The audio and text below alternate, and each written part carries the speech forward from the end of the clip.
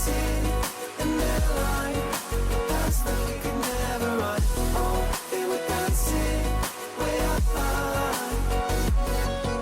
Stars were dancing in their line, the future we will never run. Dirt on our feet was bone dry, it was bone dry.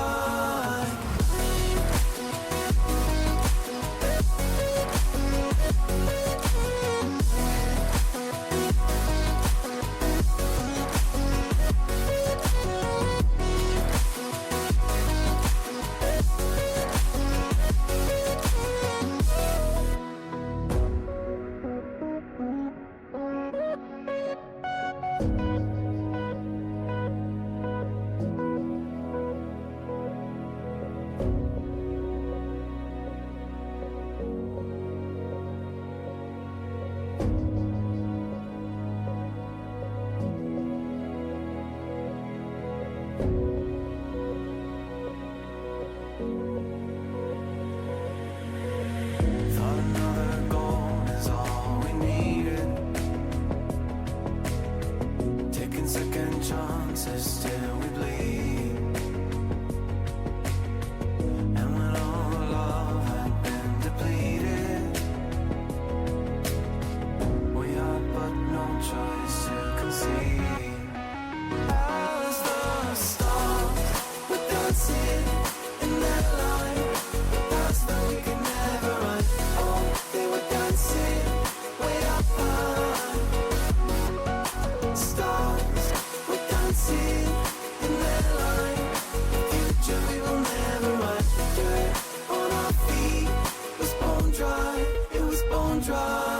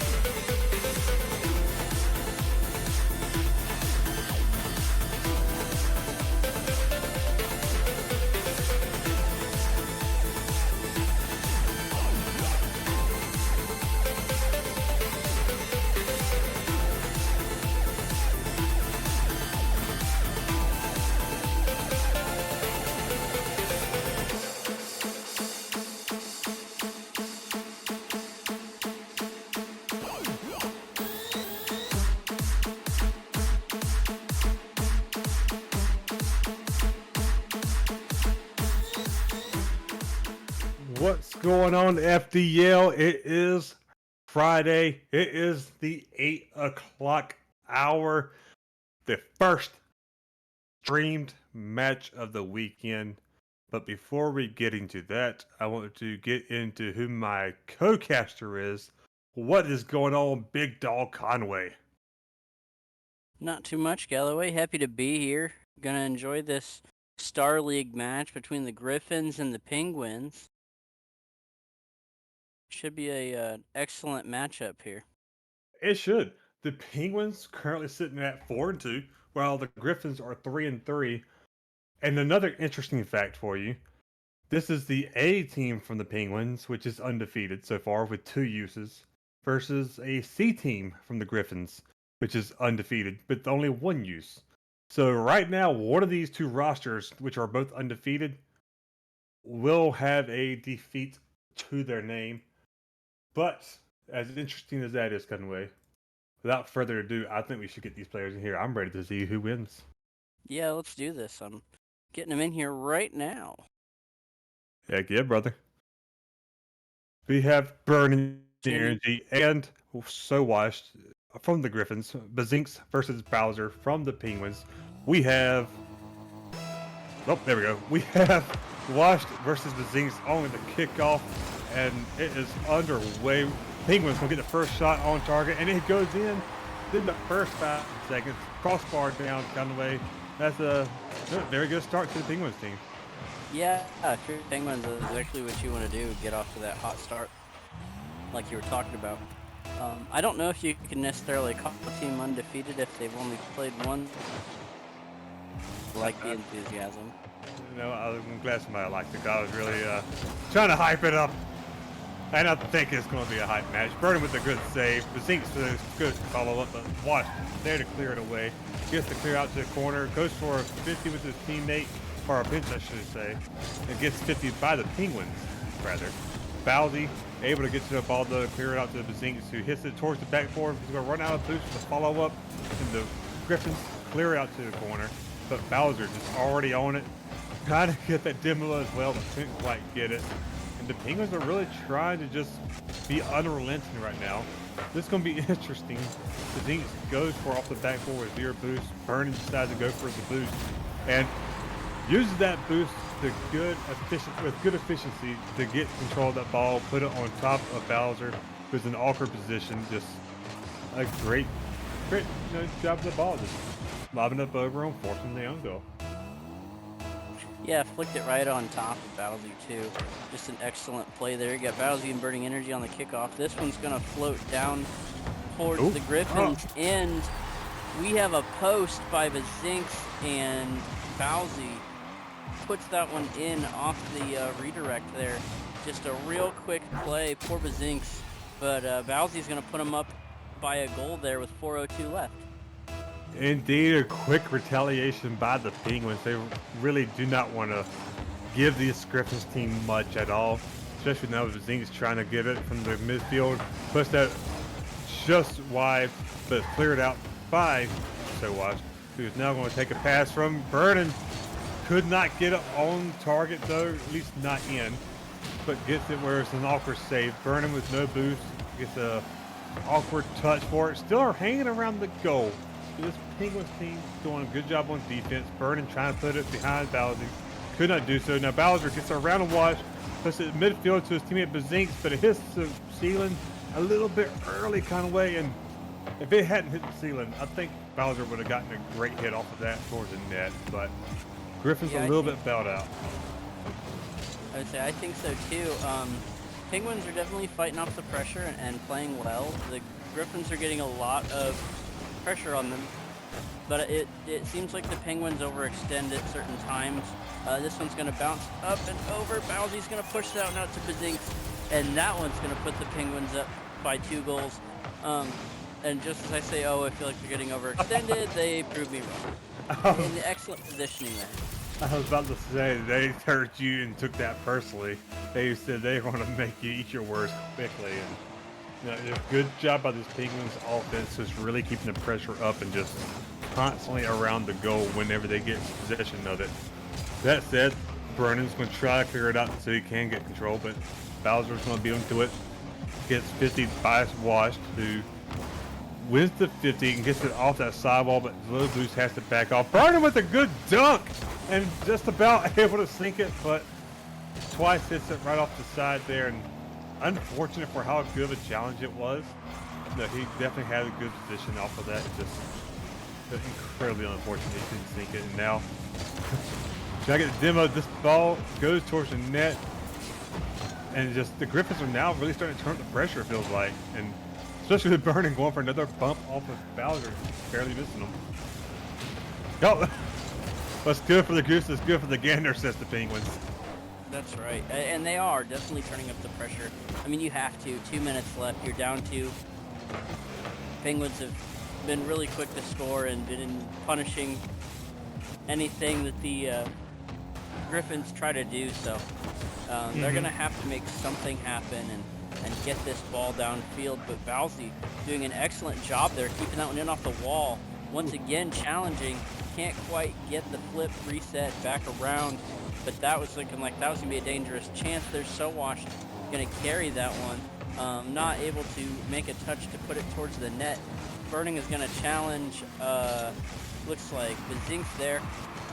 That ball's going to get carried by Burning right down to Sowash. It's going to bounce up and out. And it looked like Sowash just barely missed that one. It's going to go up the backboard, off the ceiling. Bowsy not necessarily going for a shot, maybe just trying to keep that one away, you know, eat up some of that clock and take away some opportunities for the score. Yeah, it looked like he was going for a specific kind of look, but couldn't quite get the control that he wanted on that ball, so, or his teammate wasn't there for the pass, or in quite the right position that he wanted it, so a little stall, a little play to the corner, very effective. And we have, we have Wash tactfully, expertly putting it into a very awkward position for the defender who, Bowser kind of get back. Just eagles it in. Now the Griffins. I thought they were penguins, not eagles. Yeah, I thought they were a flightless bird, but you know, maybe it's a case of identity crisis. Who knows? Now 30 seconds remaining in Conway, and this right here could be it. And it is Vernon. The patience to make the Griffins team, or not Griffins team, make the Penguins team just wonder what's happening here. Give them enough time just to mess them up. And it was Zinks who jumps a little bit too early to not get the position he needed. And just a great placement with some force. And 29 seconds, Conway. We have a tied ball game. And now this looks like it could really go any which way, especially once this Griffins team turned up that pressure. Yeah, absolutely, and you're right about the patience. I mean, they were just waiting there for it. Wash is going to put that one up again. And, gets a shot, drills it right into Bowsy, and this one doesn't go into the net. Bazinks is going to carry this one down. Defender's trying to get up. Bazinks is going to double tap the one to put them up by a goal with 4 seconds left. Just an expert show of car control there to just punch that in, and that one's going to hurt for the Griffins because they unfortunately couldn't use the roof of Bowsy's car to score on the other end. That's going to hurt. Yeah, and it's very close from Wash too, but we have 4 seconds. We have enough time to get it. Unfortunately, Wash was unable to get a bang on target. We saw a 5-second kickoff goal. At the beginning of the game. It definitely was possible, and we saw Wash almost get that second look. If he could have gotten his car on that ball and kept it off that ground, that was in. It was not being saved. We were having a 0-second OT goal, or send to OT goal. But unfortunately for the Griffins, he was unable to secure it. Penguins waddling away from the first match. A little bit. They were looking good, but a little bit nerve-wracking for them once the Griffins turned out that aggression.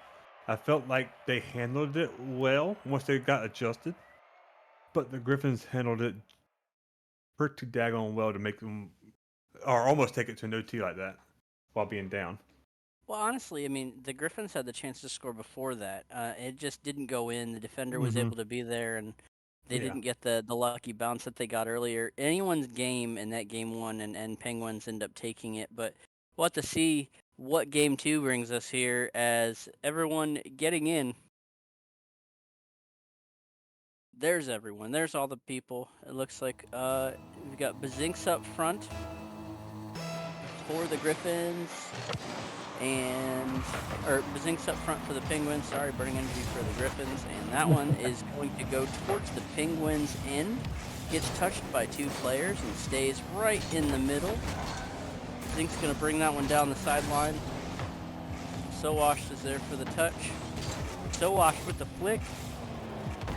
Bowsy able to get up and redirect that one away, but Burning is going to try to keep that one in the Penguins end. There's So Washed, going to carry that one around. Bazinks misses the touch. So Washed with the hesitation. Burning tries to put that one on net. Does not get it into the net. Does not get even a shot on it, unfortunately. Just goes a little bit wide. A little team pinch there by the Penguins. Burning's going to catch this one. Tries to put it over the top of Bazinks, but Bazinks gets just a little touch. Pushes it out to Bowsy. Bowsy and Burning with a 50. So Washed goes for the flip, not able to get there. And it looked like maybe Bowsy or Bazinks was back just a little far on that and left them some space. Yeah, it looked like the situation that wasn't quite ideal for what they were wanting, but just how it ended up being. But be what it may, we got Griffins burning energy, trying to take it from the corner. Gets it past one.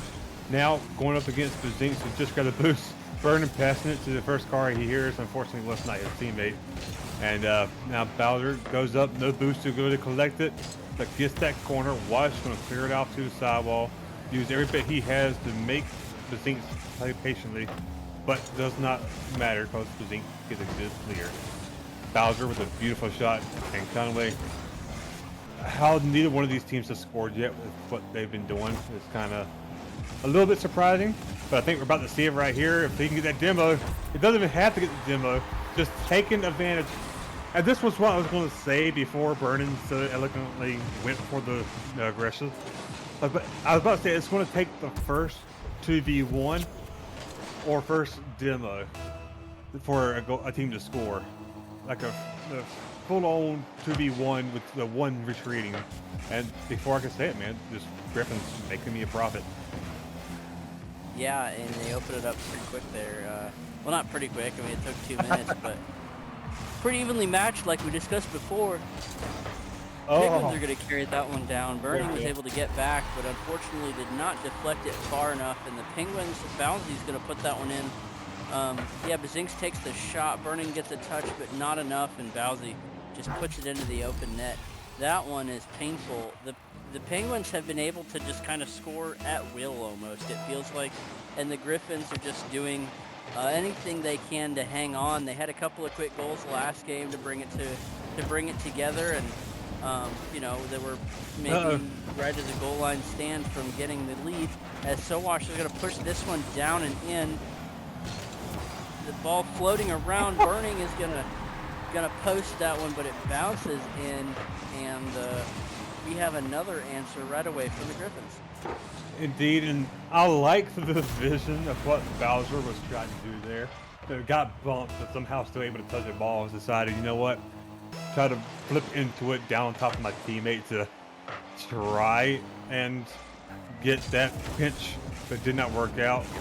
And it just, so unfortunate. Bazinks is AFK on the field, but his ping looks good. Hopefully there's nothing going on there. We'll keep, tuned into it. In the meantime, it's a 2v1 with Sowash going for that demo, unable to get it, and just really truly applaud to Bowser, who is able to just stay alive and get the save. We do have what am I blinking on? Bazinks right now is not in the game anymore. Griffin's taking full advantage of that, demoing the only player for the Penguins on the field. I didn't see Bazinks ping going crazy, so I'm not sure. Oh, he lost connection, so there's nothing we can do about that because a minute's already passed and the teams have scored.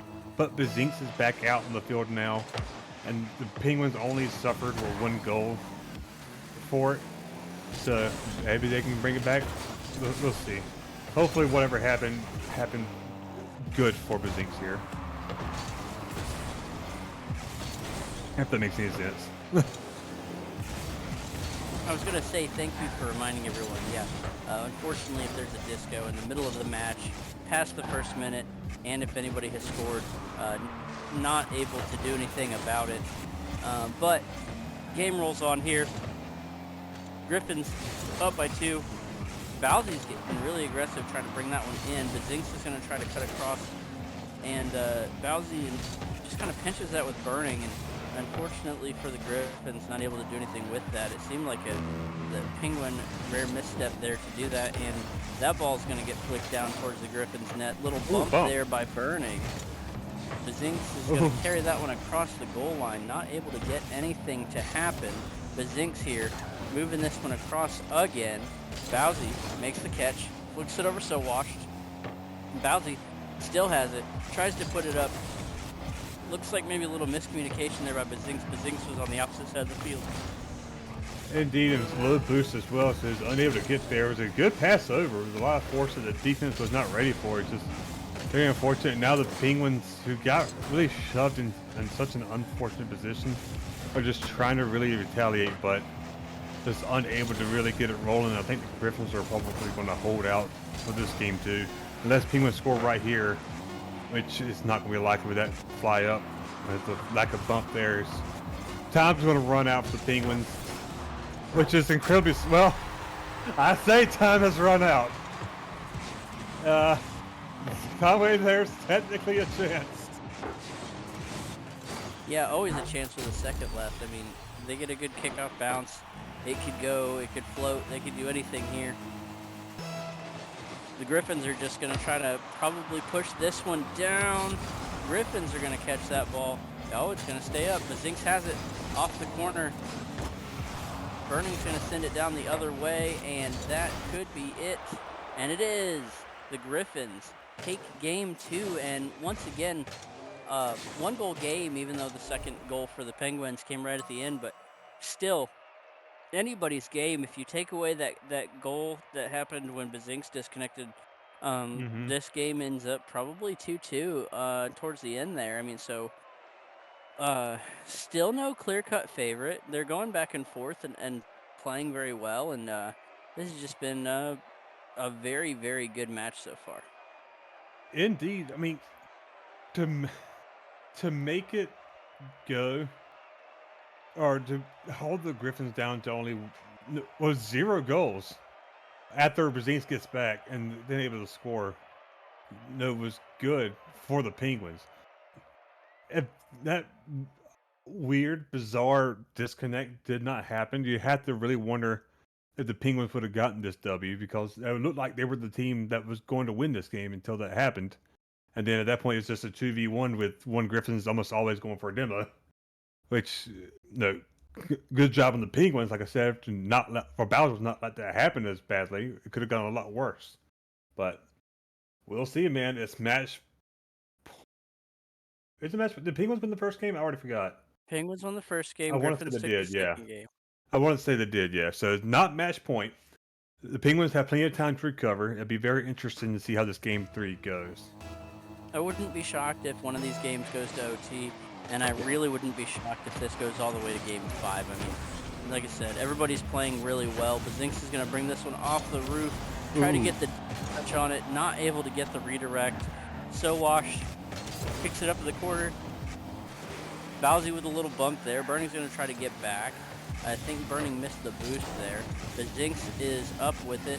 Burning is going to try to challenge and make a play out of boost. Burning's going to have to find some boost here quick because Bowsy is there. Bowsy off the post. That one hurt Galloway. I don't know if it hurts score-wise, but just a little bit on the hype train. That took a little bit of the coal out of the caboose, or out of the conductor's or cabin, whatever. That one hurt morally. But Griffins have not scored yet, so there's still plenty of time for them to just do their thing. As 2 Penguins whiff here. Now Washington in favorable position unable to really give. It looks like it was going for a pass there, if you ask me, but Vernon wasn't quite ready for the pass or in position, what have you. That said, a 1v1 low boost both teams. Bowsy wins the 50. Bazinks gets pumped while trying to read the bounce. However, it disrupted the Griffins player so badly that the ball still goes in kind of way. Wash bumped him and still was, or bumped Bazinks out to the corner and was still unable to get there. Just an excellent 50 from Bowser in that midfield. Just well done. Well, absolutely. Well placed. Yeah, and so watch. Oh no! Oh no! Gonna get that pinch. Zinx is gonna be there. Burning is going to be able to clear it. So Wash is there, and maybe a little double quit from the Griffin side there. That ball is going to get caught by Bazinks. Burning tries to go up for it, not able to get it. That ball still floating in the Penguins end. Yeah, on that goal, So Wash eye up the ball, going for the bump instead of the ball, and it ends up costing them a goal. It's only one, and there's still 3 minutes left, but that's not the kind of thing that you want to happen in such a close match like this. Wash is going to get the flick. Bowsy catches it off the backboard, and an excellent catch there. That was a beautiful play. Bowsy's going to put that one off the backboard. It's going to bounce out.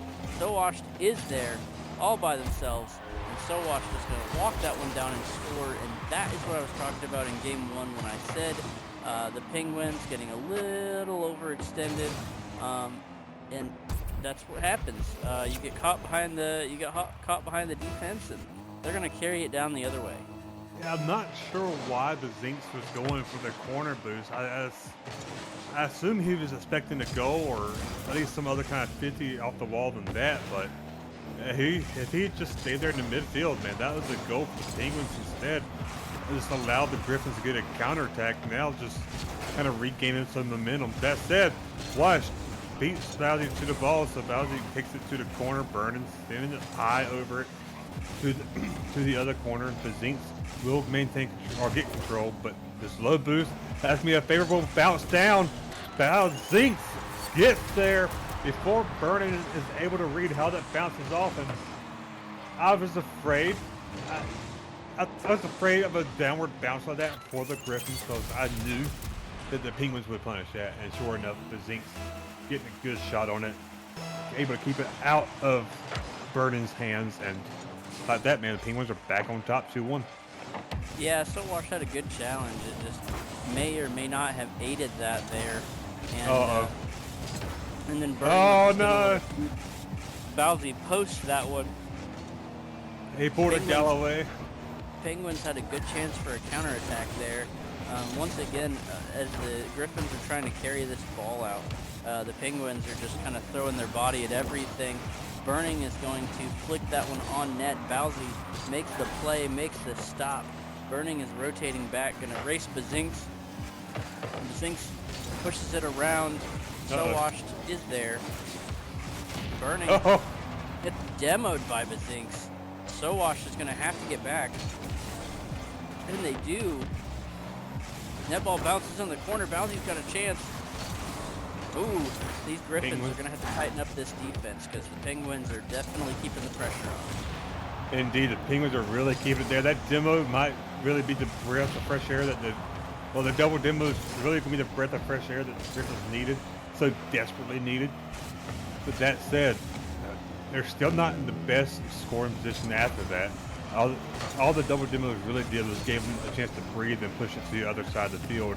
Now we're going to see the Penguins put them back in a dangerous position, and sure enough, Bowser just letting Wash get himself into an awkward position on that back wall and just waited for Wash to really put himself into that fast position. Let him get awkwardly low on the back wall where it's hard to jump off and do anything about it, and just with so low boost, that's what you want to see, the patience. Despite all the aggression that we're seeing, Conway, we're still seeing a lot of patience at times where it matters and a lot of precision. And I absolutely love it from this series. And with this touch here, would have loved to have seen what that could have done, but it's still not out of the woodworks yet for this Griffins. Yeah, and the Penguins Oh, no. again just keeping the pressure on, but not able to get anything not able to get anything in the net. Whether that's on purpose or not, you know, we may never know. As Bowsy puts that one into the Penguins side and kicks it into the Griffins side, and oh, lots of bumps here.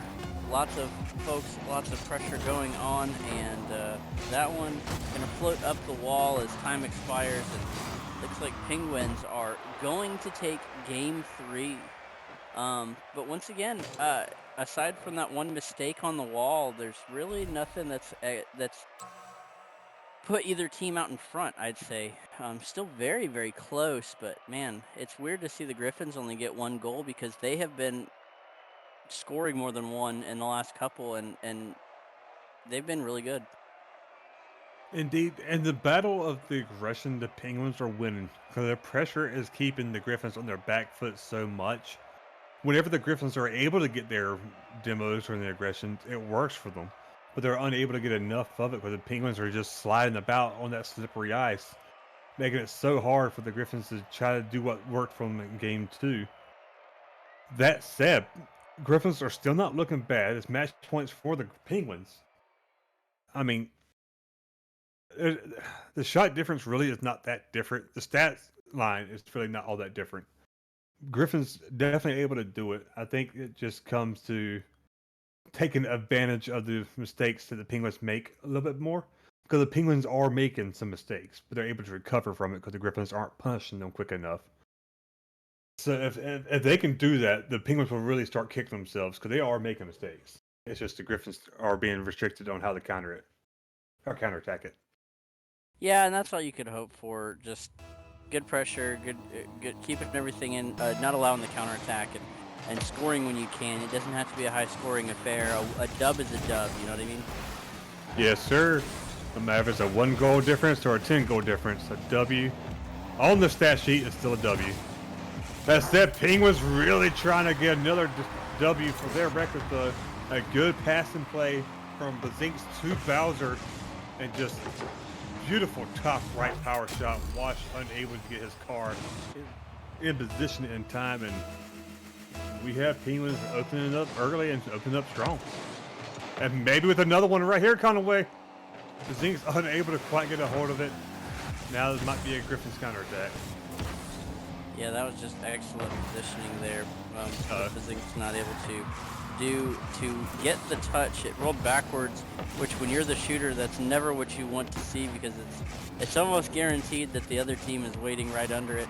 As So Washed going to carry this one, tries to get the flip reset, not able to do anything with it. Burning is going to play that one off the wall, but gives it right to the defender. Bazinks there with a beautiful redirect off the crossbar.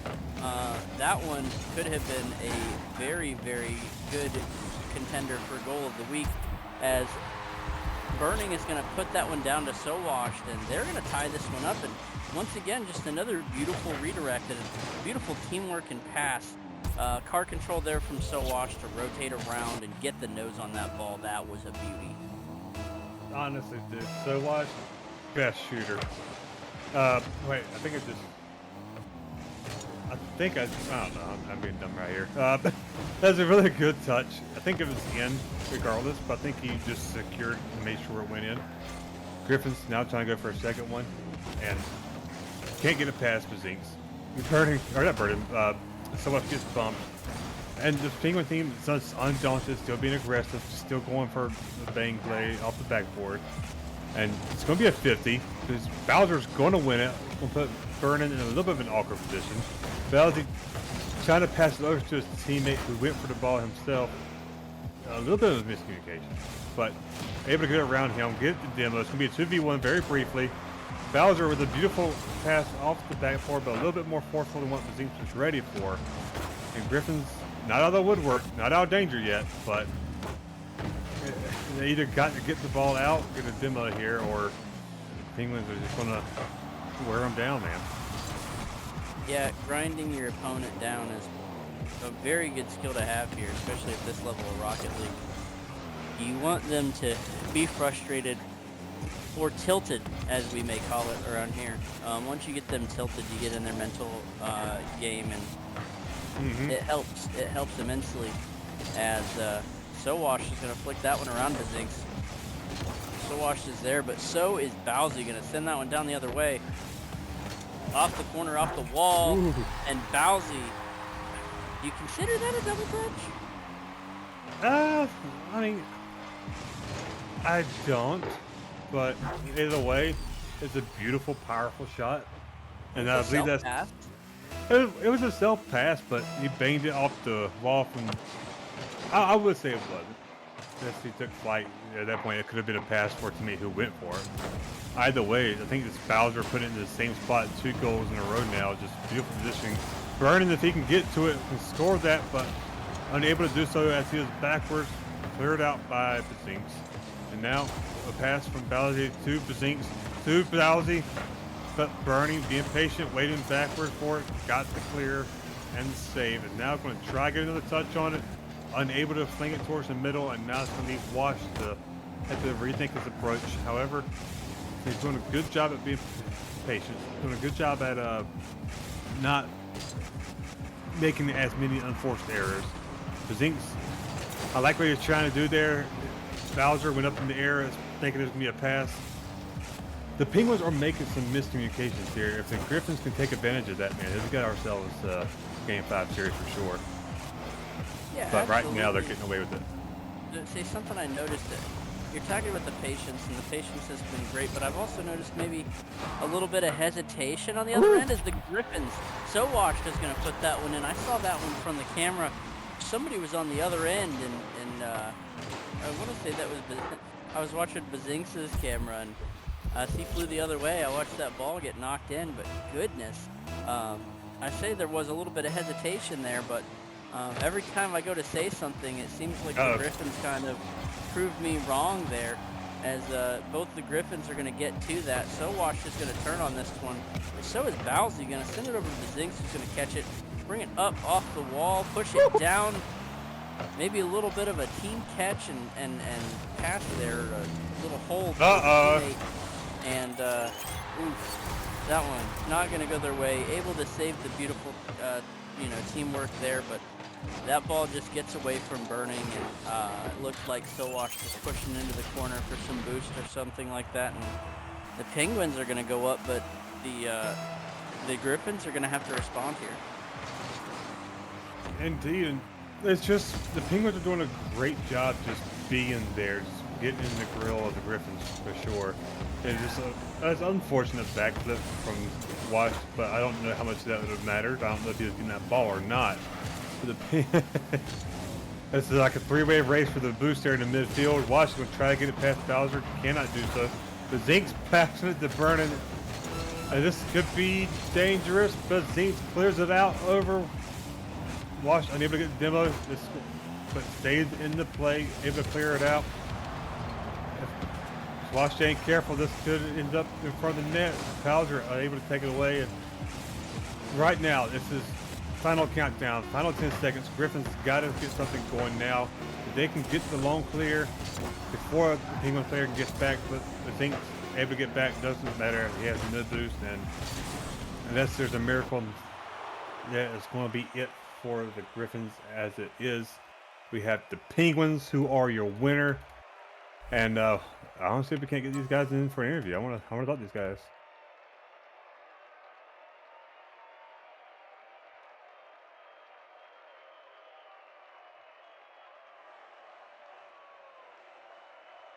And we got somebody, Conway.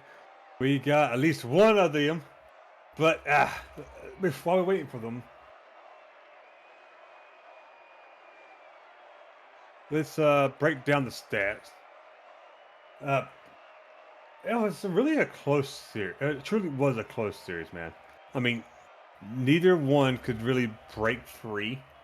The only I think was it all one goal game differences except for game two where Business It got. was game three is that where it was really close, but um, yeah, pretty much three of the four were one goal games. That was just really close and really good play there by both teams. So Indeed. Well, let's not talk about one of the teams because we have the other one here in call with us, Bowser, Bazinks.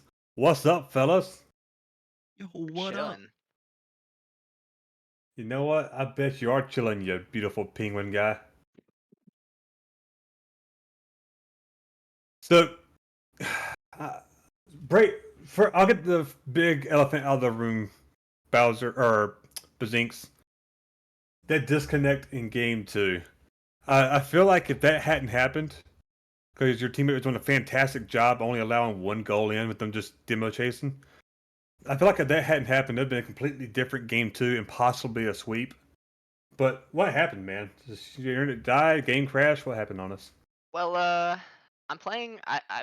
Ever since I started playing, I've been playing on a 60 FPS laptop, and here and then it decides to stop functioning because it Nah. runs at like 90 degrees Celsius. So it was one of those moments where every time I touched the ball for the first 2 minutes of the game, my game froze and I couldn't recover. And then at one point, I touched the ball and it was to the point of no return, and the game just completely shut down.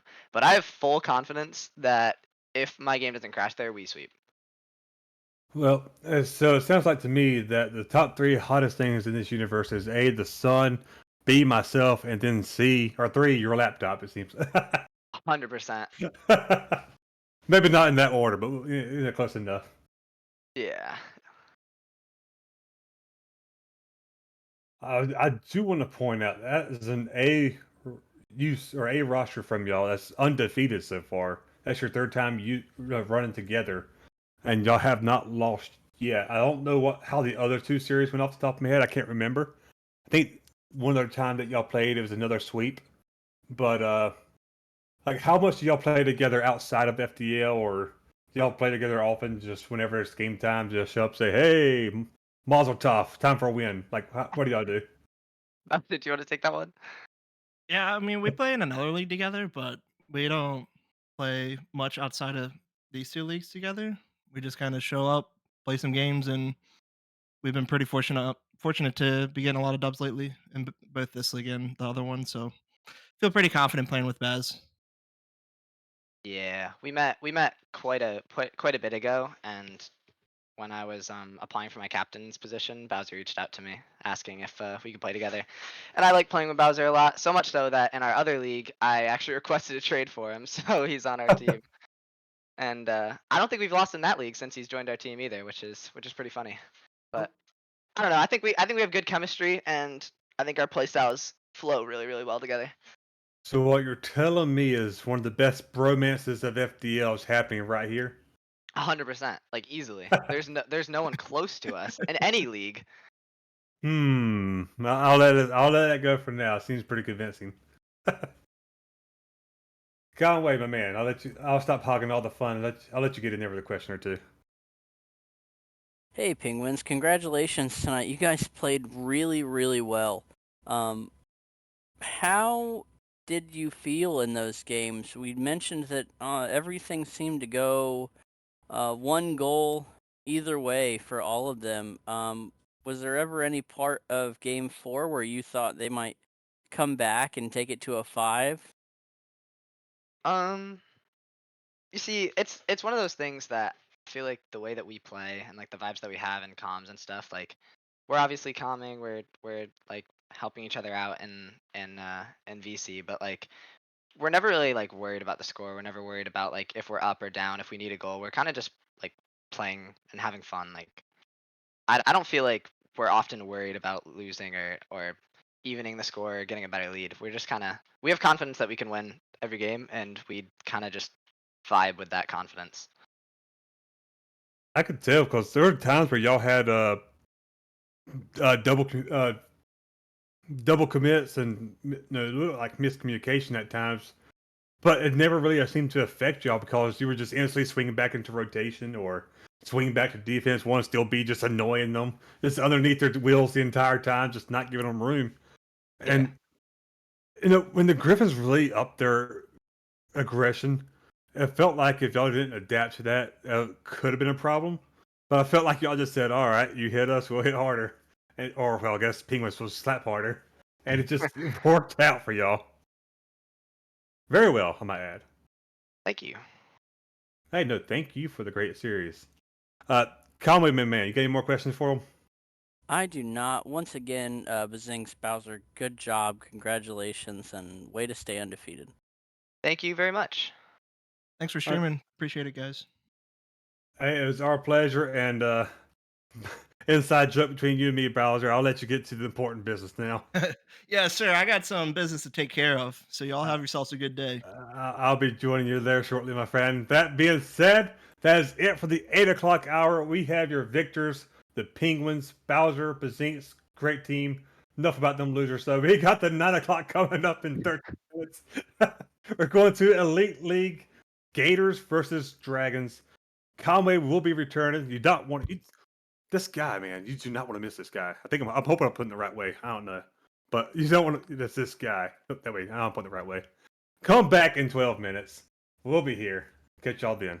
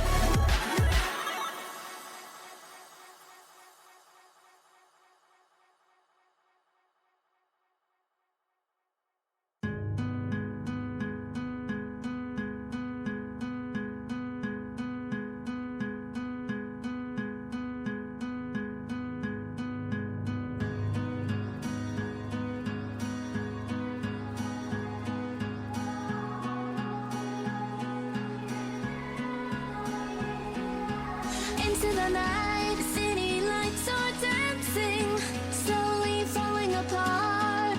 The shadows causing an outbreak. I'm wishing upon a star. This time I'm feeling stronger, and I know I can do better. The shadows causing an outbreak. I'm turning the light. We're gonna light it up, oh, light it up, ooh, light it up, causing an outbreak.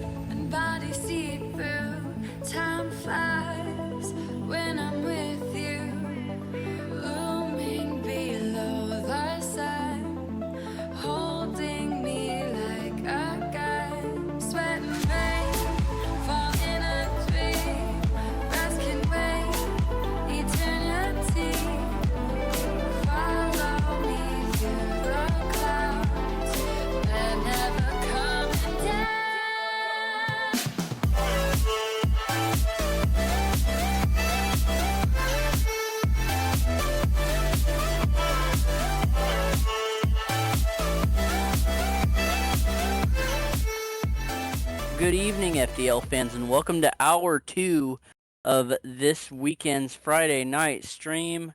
I am Conway. I am joined by DFAT. DFAT, how you doing tonight? I'm doing good. Just looking forward to some great Rock League, and that's why we're here tonight.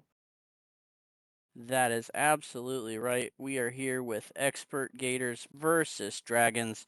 Should be a good matchup. I'm interested to get this thing going. How about you? I'm interested. We're getting a little bit more into the season. These games are really starting to matter.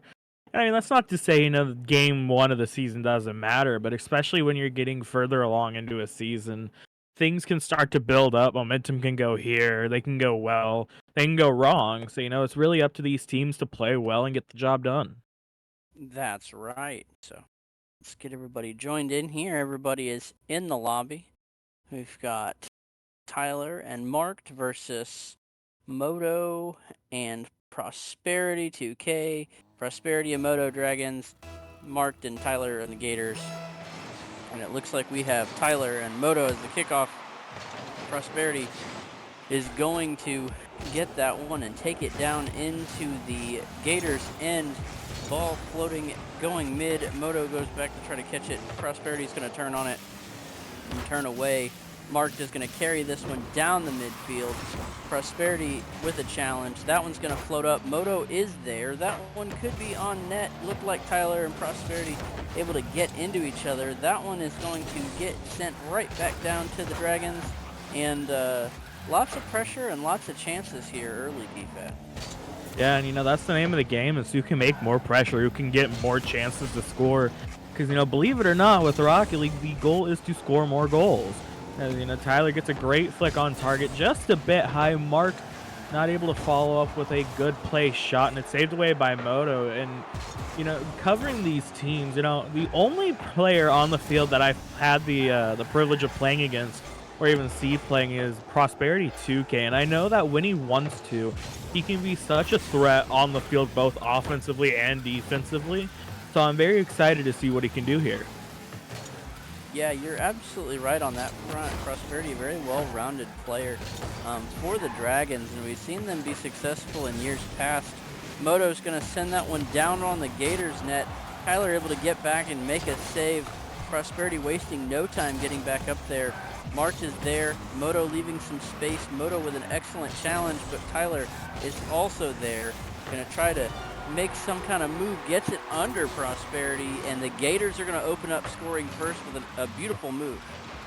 Yeah, the Gators open up the scoring with 3:23 left in this game, and I would just like to point out, so far the Gators already have 5 shots. The Dragons have 3, so this has definitely been a bit of back and forth, a little bit of a ping pong, if you will, as this kickoff died in the midfield for a little bit. And now we're looking to see if maybe this Gators offense can build off of what they just got started, because before this game one, I talked about the momentum. I talked about, building off of things, and that's exactly what you want to do when you come out in this game one and get that first goal. Yeah, that sets the tone. I mean, if you're the first one and you can build on that pressure, that one's going to go on net. Prosperity able to make an excellent save, but Mark is there to keep that one in the end for the Dragons end for the Gators. My apologies. Tyler's going to put that one up, and like we were saying, you score first, you keep the pressure on, and you don't let up. You don't let them get any opportunities. They never have the chance to put one in your net and even it up, And so that one is going to fly out. Prosperity tries to get there, not able to put that one in net. Tyler's going to carry that one around. And I'm noticing that, that was a good challenge there, but I've noticed that the Dragons are leaving just a little bit of space. And it seems to be that's where the Gators have been able to work. Exactly. The Gators have been making great opportunities with what they've been given. Because sometimes you just can't make the opportunities yourself. You have to work with what's been given, as Tyler has a chance for a double and puts it on, making it 2-0 with 2 minutes left on the clock. It was destined to be. What a great read. But as I was saying, you have to make do with what you get. And this is a great example from the Gators going out there and making do with the opportunity that was placed in front of you. Yeah, just, using the space and learning. And this is something that obviously it's game one. And it sets the tone a little bit, but there's a feeling out process for both teams, especially when you maybe haven't played somebody before or you know how somebody plays, and right there the Dragons, Prosperity's going to pass that one up right across the middle. Moto is able to be there on time and just dunk that one in and cut that lead in half. 144 left. They still have plenty of time to even it up or even go to take a lead, but they're going to have to be careful because the Gators have been able to do basically what they've wanted. It's a low score, but not for lack of trying, for sure. Exactly. It's definitely not a lack of trying. That just shows how much defense there's been. But as I'm saying that, Tyler gets the goal from a great pass from Mark into the midfield. 3-1 Gators. This one's kind of right back where we were just a few seconds ago. And now we get to see, does this affect the Dragons' mental? Sure, it's only game one. But from what we've seen so far, these teams haven't treated it as a feel-out game. They've just treated it as game one of, a big championship match. Yeah, that's definitely true. They haven't gone easy on anybody at all here. As Tyler's going to play that one off the wall. But the Dragons are able to get there. That one's going to float down. Moto able to be there, redirects it out, but Prosperity was not there. Prosperity was back. Tyler's going to carry that one. Prosperity able to make an excellent save right on the goal line, little goal line stand there. Moto's going to carry that one down, and they're going to punish that move. The Gators, that's the first time I've seen them get overextended in the match. I mean, it was right there on the goal line, and nobody was able to punch it in, and P2K was able to just push that one down the field a little bit. The Gators, like you said, have done a great job to not overextend too much for the majority of this match. I think it may have been them seeing we've gotten under a minute left on the clock and wanting to put the final nail in the coffin. As I'm saying that, a great flip reset from Tyler may have done just that as he gets it over both defenders into the net, making it 4-2 for the Gators. And sure, there's a lot of time left for 2 goals, but this offense has just been remarkable. Yeah, absolutely. 4 goals in what equates to about 4 minutes. Even with the 2 there from the Dragons, as Moto is going to get one back right quick. Just bounced that one in between the defenders. Looked like another excellent pass there from Prosperity, and Moto just pushes that one around. That's excellent play and excellent teamwork, and we've seen a lot of beautiful passes between the 2 teams here. Exactly. We've seen a lot of beautiful passes. And that's something, maybe you don't see until you get to the higher levels of 2's gameplay that we're, seeing here as P2K goes up, can't get the ball, elects to come back down, gets 100, plays the ball off the wall, but Mark just there to play it perfectly. And right now, this Gators team looking to be a little bit more backed up on their side as we have a tie ball game, 15 seconds left. This one's getting interesting late. Yeah, Tyler plays that one, but not able to get it cleared out fast enough. Mark was pushing outwards and had to turn on it, but Prosperity was there right at the perfect time to dunk that one in, and 15 seconds, anything can happen. That one's going to go back. Tyler is able to take that one off, but puts it off the post. Mark is there, going to put that one towards the net. Unfortunately, not able to put that one in. Moto trying to carry that one, gets it stolen off the nose. And we go to overtime in game 1. 4 goals apiece, and this one is wide open. This could be anybody's game here. Exactly. We had, the Gators coming out, getting those 4 goals, looking like they were in control of this game.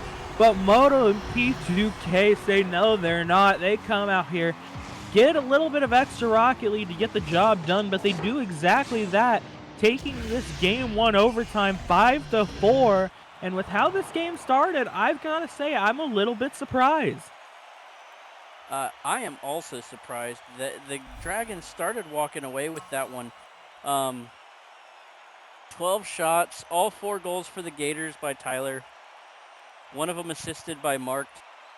But if you look at the score for the Dragons, 4 goals by Moto, 1 goal by Prosperity, and each goal was assisted by the other person, and that is That is impressive. 8 shots by Moto and 1 shot by Prosperity is an insane number, especially given like it had 9 shots and Prosperity's shooting 100% right now. Exactly. Prosperity shooting 100%. Like you said, both top guys for their respective teams showing out with 4 goals.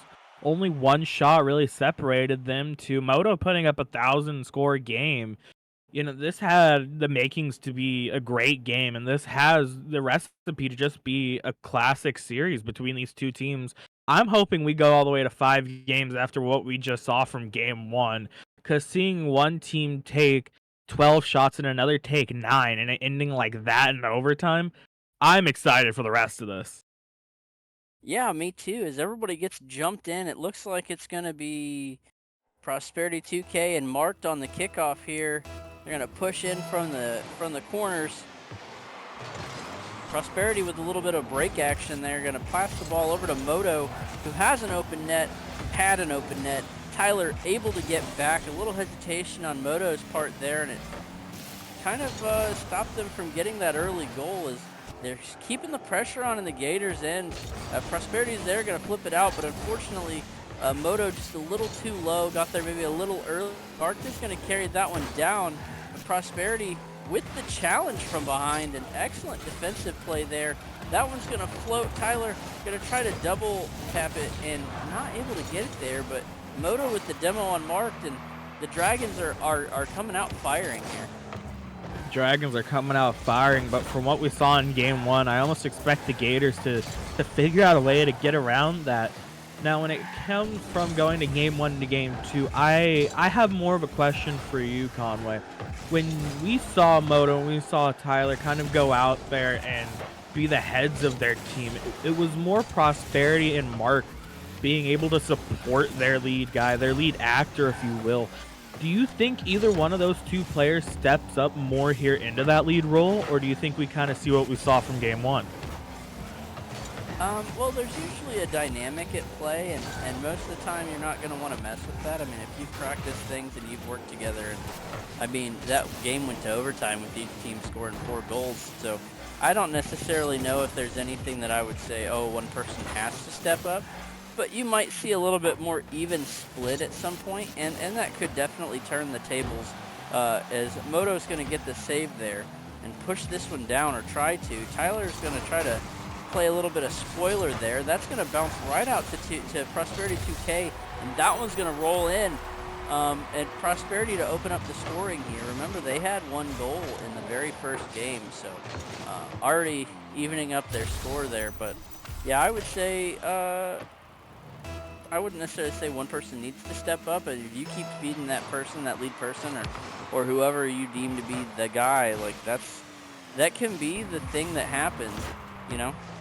So it would be interesting to see, but very interesting to see. And P2K is just making light work of this defense right now. Almost gets in the back of the net.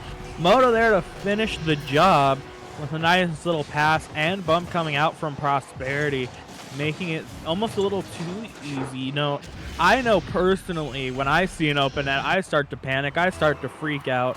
So props to Moto there for being able to get the ball into the net, being able to put their team up by another goal. And this is, you know, maybe the same story we saw, but reversed from game 1. We saw the Gators go up by 2, and then we saw the Dragons be able to bring it back. And now maybe we see the Dragons go up by 2 and the Gators be able to make that comeback in overtime. Right now, the Dragons, they're, you know, a little bit pressed on defense, looking to get this ball out, and they will do exactly that. yeah, absolutely. P2K has definitely taken a handle in this ball here, and you got to wonder, like we were talking about before, a lot of the passes really came from Prosperity, so maybe Prosperity said, you know, let them key in on Moto first game and let Prosperity put in some of the work on the backside there, as Moto is going to push that one up, also going to catch that ball, maybe try to push that one over to Prosperity. Not able to get it there. Tyler fighting fiercely on that 50. P2K is going to try to push that one down. Not able to get it off the wall, but Moto with an excellent push to the other end.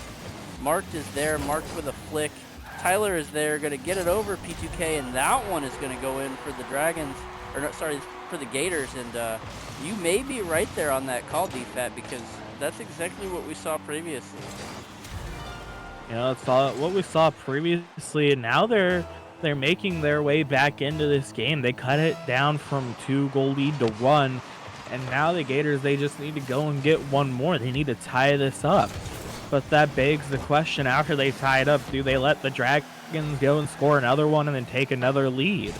Right now, only time will tell as P2K gets a nice drop down in the net off the post. A little bit of help there maybe, but it looked great either way. Great pass in off the corner from Moto. And that puts the Dragons up 3-1 here with the minute 30 left on the clock. Yeah, that was a really good pass play, and I wanted to say that you said that, are they going to let the Dragons score? I don't necessarily know if they let them do anything, but it definitely worked out there. They were able to get that one. Even Prosperity using the goalpost there as an extra friend to kind of bank that ball in. Usually that goalpost is nobody's friend, but a favorable bounce there for the Dragons. And that one's going to kind of hang out in the midfield. Moto's going to go up and get it, push it back towards the net. Mark turns on it. Both of the defenders were very close there, and Tyler is going to punish that. Nobody was really in a position. They both kind of pushed up. P2K gets a touch, but just not enough. Prosperity got a touch, not enough. Almost got back to it for the secondary touch. That would have been utterly insane to me, just seeing a save like that. Unfortunately, not able to make that second touch. Now only up by 1 again. And we could be seeing the story of maybe another overtime. I wouldn't be against it after the great game we saw game 1. Maybe game 2 is the same way. Maybe we get, 20 hours of overtime. I wouldn't be against it. I'm sure the players would be. But at this point, maybe that's where we're headed, is another overtime as Moto wins a 50 in the midfield, has a chance to look at net, and Tyler will not get there, making it 4-2 for the Dragons. This one might be getting out of hand for the Gators. Well, the Dragons scored 2 in about that much time last time, so anything is possible here, especially if we are seeing the similarities between Game 1 and Game 2. There's the kickoff. Mark was able to put it into the corner, but not able to do much else. That Moto gets there quick. Tyler's going to push that one down further. And Prosperity there with the catch. Moto is going to keep that one in. That one gets pinched super hard. Moto is going to pop that one up. It's going to float in front of the net. Moto is there, but Mark able to clear it out. P2K going to get the touch. Tyler going to send it down. Mark had it on the roof, bounced off, and Dragons take game 2, and not nearly as exciting as game 1 for the ending. Not nearly as exciting as ending for us, but I have to imagine for the Dragons, it's slowly getting more and more exciting now, because correct me if I'm wrong, but that puts Dragons 2-0 on the series at match point here. And it must be feeling pretty great for him, being able to kind of get away with winning that game 1 overtime, and now coming into game 2 and getting a more profound win, more than 1 goal. Now we just get to see what they're able to do in game 3. That's right, and the Gators are going to call a timeout here. Moto has left, maybe a car change, not particularly sure, but production, the Gators are calling a timeout here, which means that at the end of this match, they will get an extra minute to take a second, collect their breath, calm themselves, and talk, and do everything that they might need to do to try to get back into this series. But something I was noticing there, DFAT, 10 shots for the Dragons, 5 for the Gators. Dragons had twice as many goals, but the Gators had almost over twice as many saves. I think I only saw 2 saves there or so, 2 or 3 saves there for the Dragons, but like 5 for the Gators. So it wasn't for a lack of trying, but that was an excellent shot there. Exactly, like you said, it wasn't a lack of trying, but you almost have to wonder if the Dragons kind of have the Gators figured out. You almost have to wonder if after that game 1, the Dragons sat themselves down between games 1 and 2 and said, okay, this is what the Gators did. This is what they tried that worked. We need to stop that. Because from what we saw from game 1 to game 2, the Dragons in a way just stopped the Gators offense. There wasn't as many looks, there wasn't as much pressure on the Dragons net. They were able to really repel the attack from the Gators, and in a way, you could almost say they left Florida and went to a colder state without alligators in it. Yeah, I would totally say that. As a wonderful member of Florida Man myself, that's exactly it. And the timeout is up, so let's get everybody back in here and going. To back to your point, Gators do not do well in the cold. The Gators, they don't do very well in the cold indeed, but apparently the Dragons do, and they're letting it be shown here tonight. And like you said, 2-0 on the series so far. Game 1, a little tighter than maybe they would have liked. Game 2, they got away with their 2-goal win. Do we see a comeback start here from the Gators, or do we see the Dragons basically walk away unharmed? Yeah, that timeout should have helped the Gators a little bit. We've always seen people come out and play a little harder after a timeout, help them kind of communicate, talk it out, collect their bearings, so to speak. A little bit of a double commit there by the Dragons.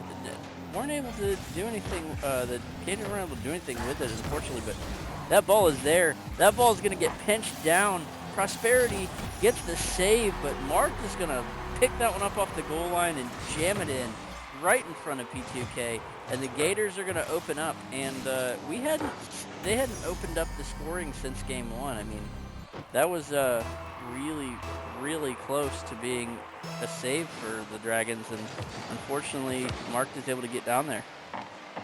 Mark able to get down there, able to put it away. Tyler has a bit of an open net here as we're talking, making it 2-0.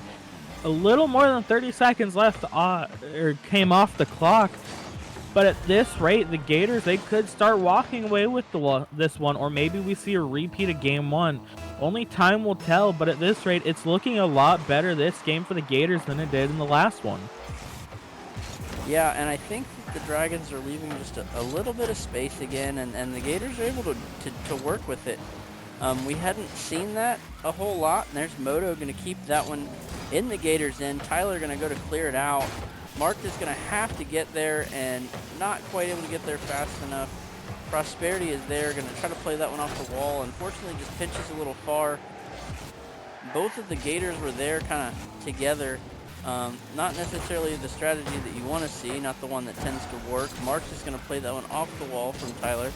Once again, Mark is going to attack it, but Prosperity is going to push that one back down the field. But proper Rocket League, I don't want to say etiquette, but the best way to play it is to be in almost like opposite cubes, right? Supporting each other. You divide it into 9 squares, and you just play near each other, but not in the same square.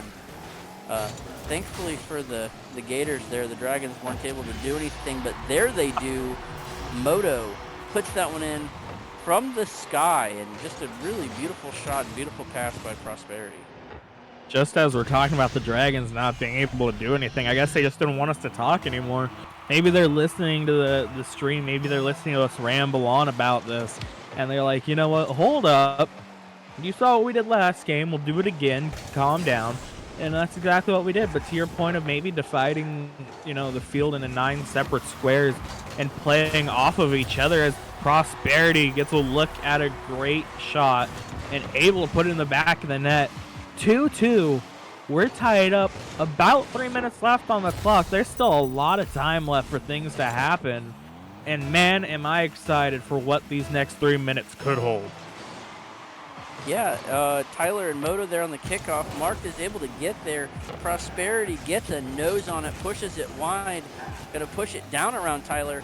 This one's going to go up and bounce in front of the net. Tyler's just trying to keep this one away from Moto at this point. Moto still able to get to it with some determination. Going to try to turn on it and pop it across. Prosperity's up, going to bounce back into the Gators' end. And Tyler was trying to get that one around Moto, not able to, and Moto is going to put the Dragons up by 1.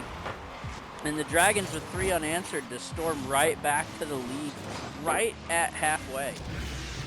The Dragons, like you said, 3 unanswered. They've made it look a little too easy getting right back into this game and then taking the lead. You know, I almost have to ask if we can get an official out here to check the Gators net for like a magnet or some sort. Something's attracting the ball to their net. As I'm saying that the Gators get a shot on target, won't go in, but still on the offensive third, looking to build a little bit more pressure, you know, trying to keep the Dragons from getting any more boost. A little awkward there for Moto, won't go in. March tries to play the ball under him, gets the flick, and saved away by Prosperity 2K. Yeah, Prosperity never flinching there. Moto's going to put that one down. Excellent shot. Just goes a little bit to the left. Prosperity gets another shot, and that one is going to squeak through the defender. Can't tell who it was. I'll tell you in a second. Looked like it could have been, oh, Mark. It just barely squeaked between them and the post. That one is a little painful, but good shooting there by Prosperity and excellent positioning by Mark. Just sometimes that ball gets that extra little bounce. You almost have to feel for him, you know. We've all been in that situation. A little own goal here and there. It hurts. It really does. You always want to go into a series feeling like you're the guy. You always want to go in feeling like you're the best around. And sometimes unfortunate things like that just happen. As Mark gets a little bit of a weird flip reset, but it works. Keeps it in the offensive third for the Gators. Looking a little bit dangerous for them. Tyler elects to leave it in the air. Prosperity gets a little bit faked out, but Moto able to clean up in the midfield. This Gators offense, they need to get something going here soon. They've gotten the lead in 2 separate games now and have allowed this Dragons offense, this Dragons team, just get back into it and then take the lead right out of their hands. Yeah, I just saw it there about a minute ago. The Gators, Prosperity's going to put that one in, and that one could seal it up here, but the Gators were kind of in the same corner again, and right back to what we were talking about with positioning. You know, trying to play off of each other a little bit so that you don't get caught in those corners, and the corners are really the worst spot that you see people get caught in, especially in the Origin ranks where I play. They say that the corner is probably the safest place for the ball to be because it's far harder for it to be scored back there, and you know, you just you don't want to get caught in there. That's not the place you want to be. I do feel like in some situations the corner can definitely be your friend, but when you get into these higher leagues and these higher, you know, skills of play, you almost have to be as worried about the ball being in a corner as you have to be worried about the ball in front of your net, because especially with the air dribbles, the flip reset, the flicks, and anything else that can come at you, it's just an arsenal of offense that you have to be ready for on the drop of a dime. Got the ball floating up here. Gators are going to keep it up and in the air. Maybe try to get one for morale purposes. Not able to get it. And the Dragons, after an overtime victory in game 1, they take this sweep. That was it was fairly close until the last couple of goals there by the Dragons, which, by the way, 5 unanswered. 5 unanswered, DFAT. That is insane. Yeah, 5 unanswered. You never really see that happen in, you know, your ranked matches, let alone a series like this in a competitive league. And it's just insane to see a team be able to come out here, get the job done, and get it done in such a way that they need to, especially with how that game 1 started. You know, when we got about 2 minutes left in that game 1, everything kind of flipped over on itself. We went from the Gators having that comfortable 2-0 lead, looking like they had the pressure, looking like they had the formula down, to all of a sudden the Dragons crept their way in, and by the end of game 3, the Dragons just got the job done with 5 unanswered. Yeah, I mean, like I said, coming out of the timeout, you knew that the Gators were going to do something, but it is unfortunately for them they weren't able to keep that pressure up. We are going to get at least one of the Dragons in here for an interview. Just waiting for them to move over, but man, I tell you what, yeah, that last game was so close until it wasn't. And welcome Prosperity 2K. Congratulations on an excellent Dragons win. We were just talking about how they came out firing in that game 3. What did you see, and what did you expect in game 3 after that timeout? Uh, about the same. I mean, I don't know. They weren't gonna do anything different. We're not at that level where people are like countering our counters. Like, nah, no, no, no, no. We came out flat though. I don't remember the 2 goals we gave up. I think they were both. Well, one was a kickoff. I think both were kickoff goals, so those don't count. Um, like one was I think Moto just literally dove in and they got a free one, and the other one was I think a flick that maybe I just missed or something like that, or maybe I. Oh no, no, that one was when I hit off the backboard like a gold too. So yeah, two just mechanical errors really by us, and it is what it is. Yeah, well, So that was great. You guys yeah. did an excellent job of playing through 5 unanswered in that last game, and um, taking that first one to overtime. That was exciting for us, but did it feel like a nail biter for you? Yeah. I mean, it was a close game. I mean, I didn't know who Tyler was coming into the match, so I didn't know how good he was or anything like that. And he obviously played a big role in that first game. I think dropping like 800 score. But we actually had an assist on every goal in the game one win. So I think we did a good job of playing with each other better than they did. Because I'm pretty sure, if my memory serves me right, he had 4 goals, all unassisted. And once we got used to his aerial play and his speed, it really made us calm down. And I think we did a good job uh, after we got adjusted. Yeah, you guys did a great job there. DFAT, do you have any questions for Prosperity? Just one, and it's been on my mind ever since that first game. What was it like, kind of seeing them come out firing game one, going up 2 goals, and then all of a sudden, halfway through that game, just flipping everything, into your favor, and then coming out game two, and then just feeling like I have to imagine there was that sort of sense of, okay, we've got this once you won game one in overtime and then won game two by more than 1 goal. I mean, I'm in FDL. I'm confident that if we show up, we can. Like, if I show up and I have confidence in my teammates, where we can beat anyone. They were actually the best team I think in the league at this coming into it. Now I don't know who are they playing or whatever, but they were 5-1 I think coming into it if I saw or something like that. But uh, just having confidence in yourself and in your teammate is literally the way to go in everything.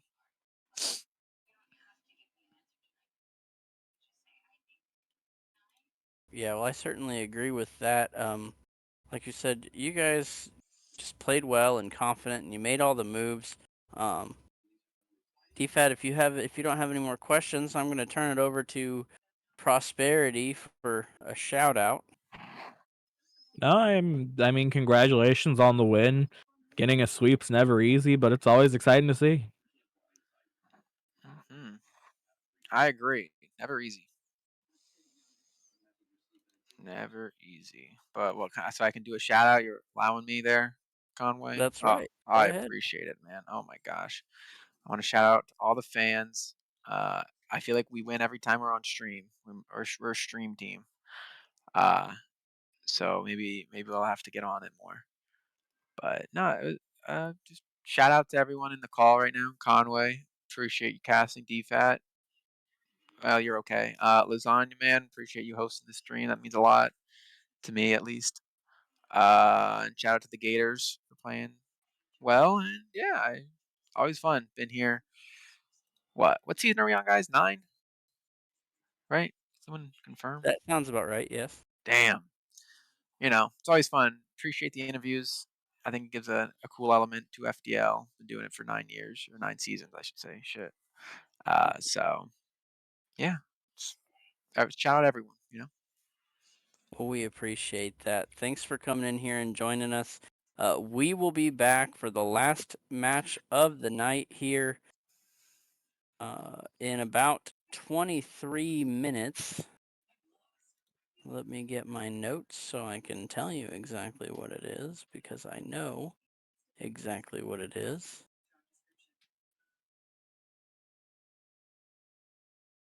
At least I say I know exactly what it is. I believe it is the Unicorns and Gators for Star League, if I'm right on that. I believe you are right. Unicorns and Gators for Star League coming up in 23 minutes. I am Conway. I've been joined by DFAT. Come back and see us in 23 minutes, and we'll have some more wonderful Rocket League action for you.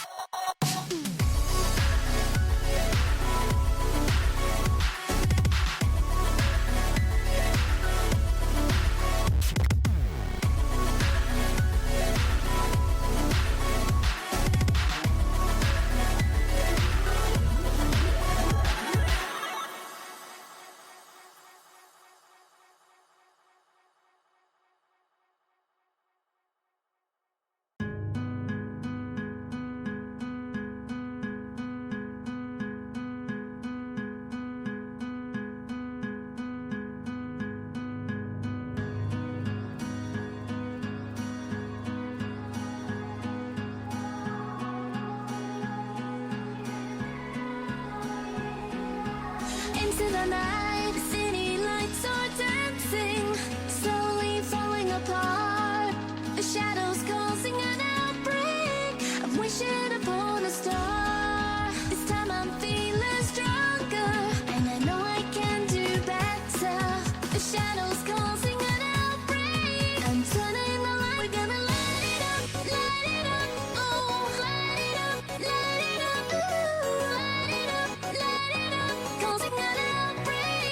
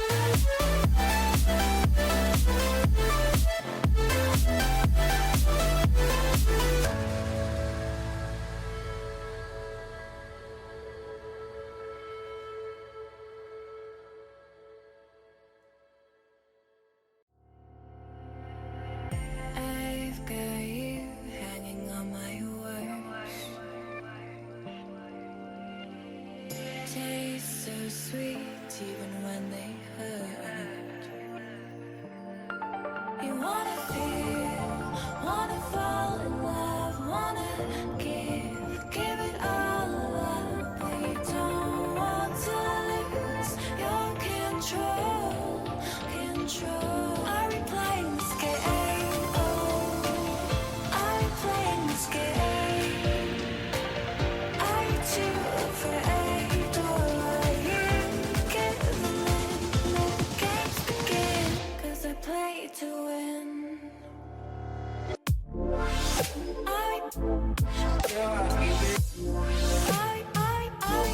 playing this game.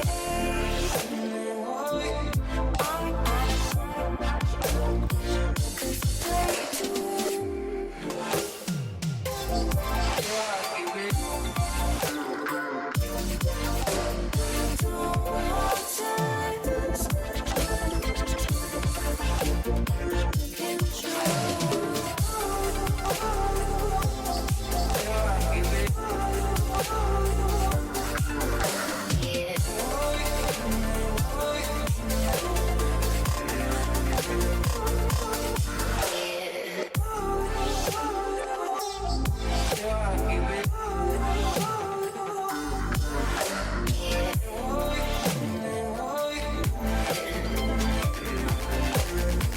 Cause I play to win.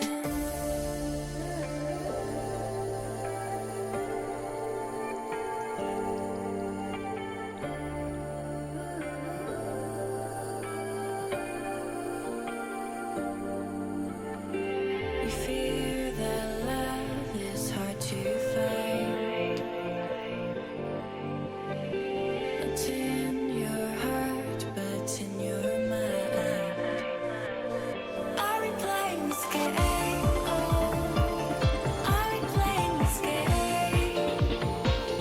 Are you too afraid, or are you giving in? Let the games begin, 'cause I play to win. I playing this game.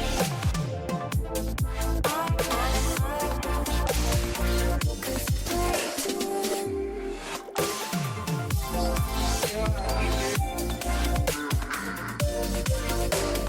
Don't want to lose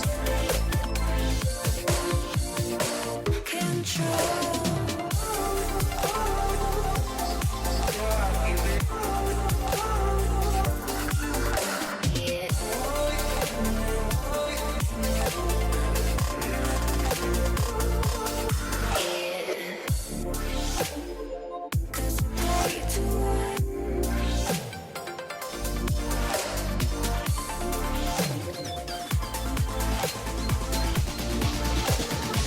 Cause I play to win.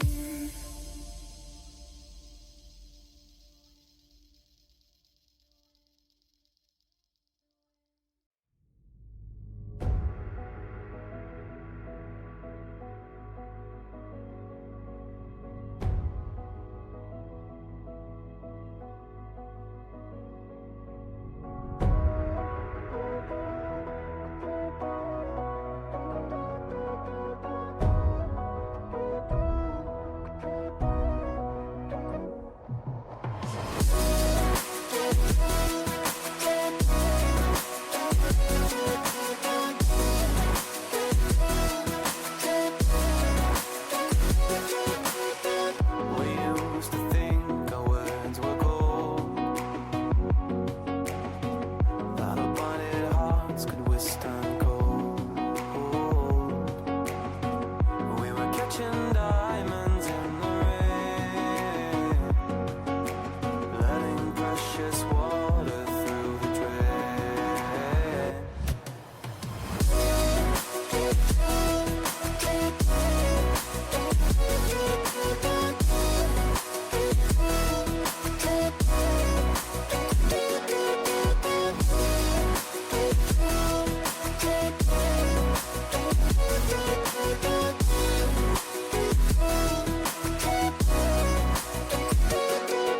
Stars were dancing in their light.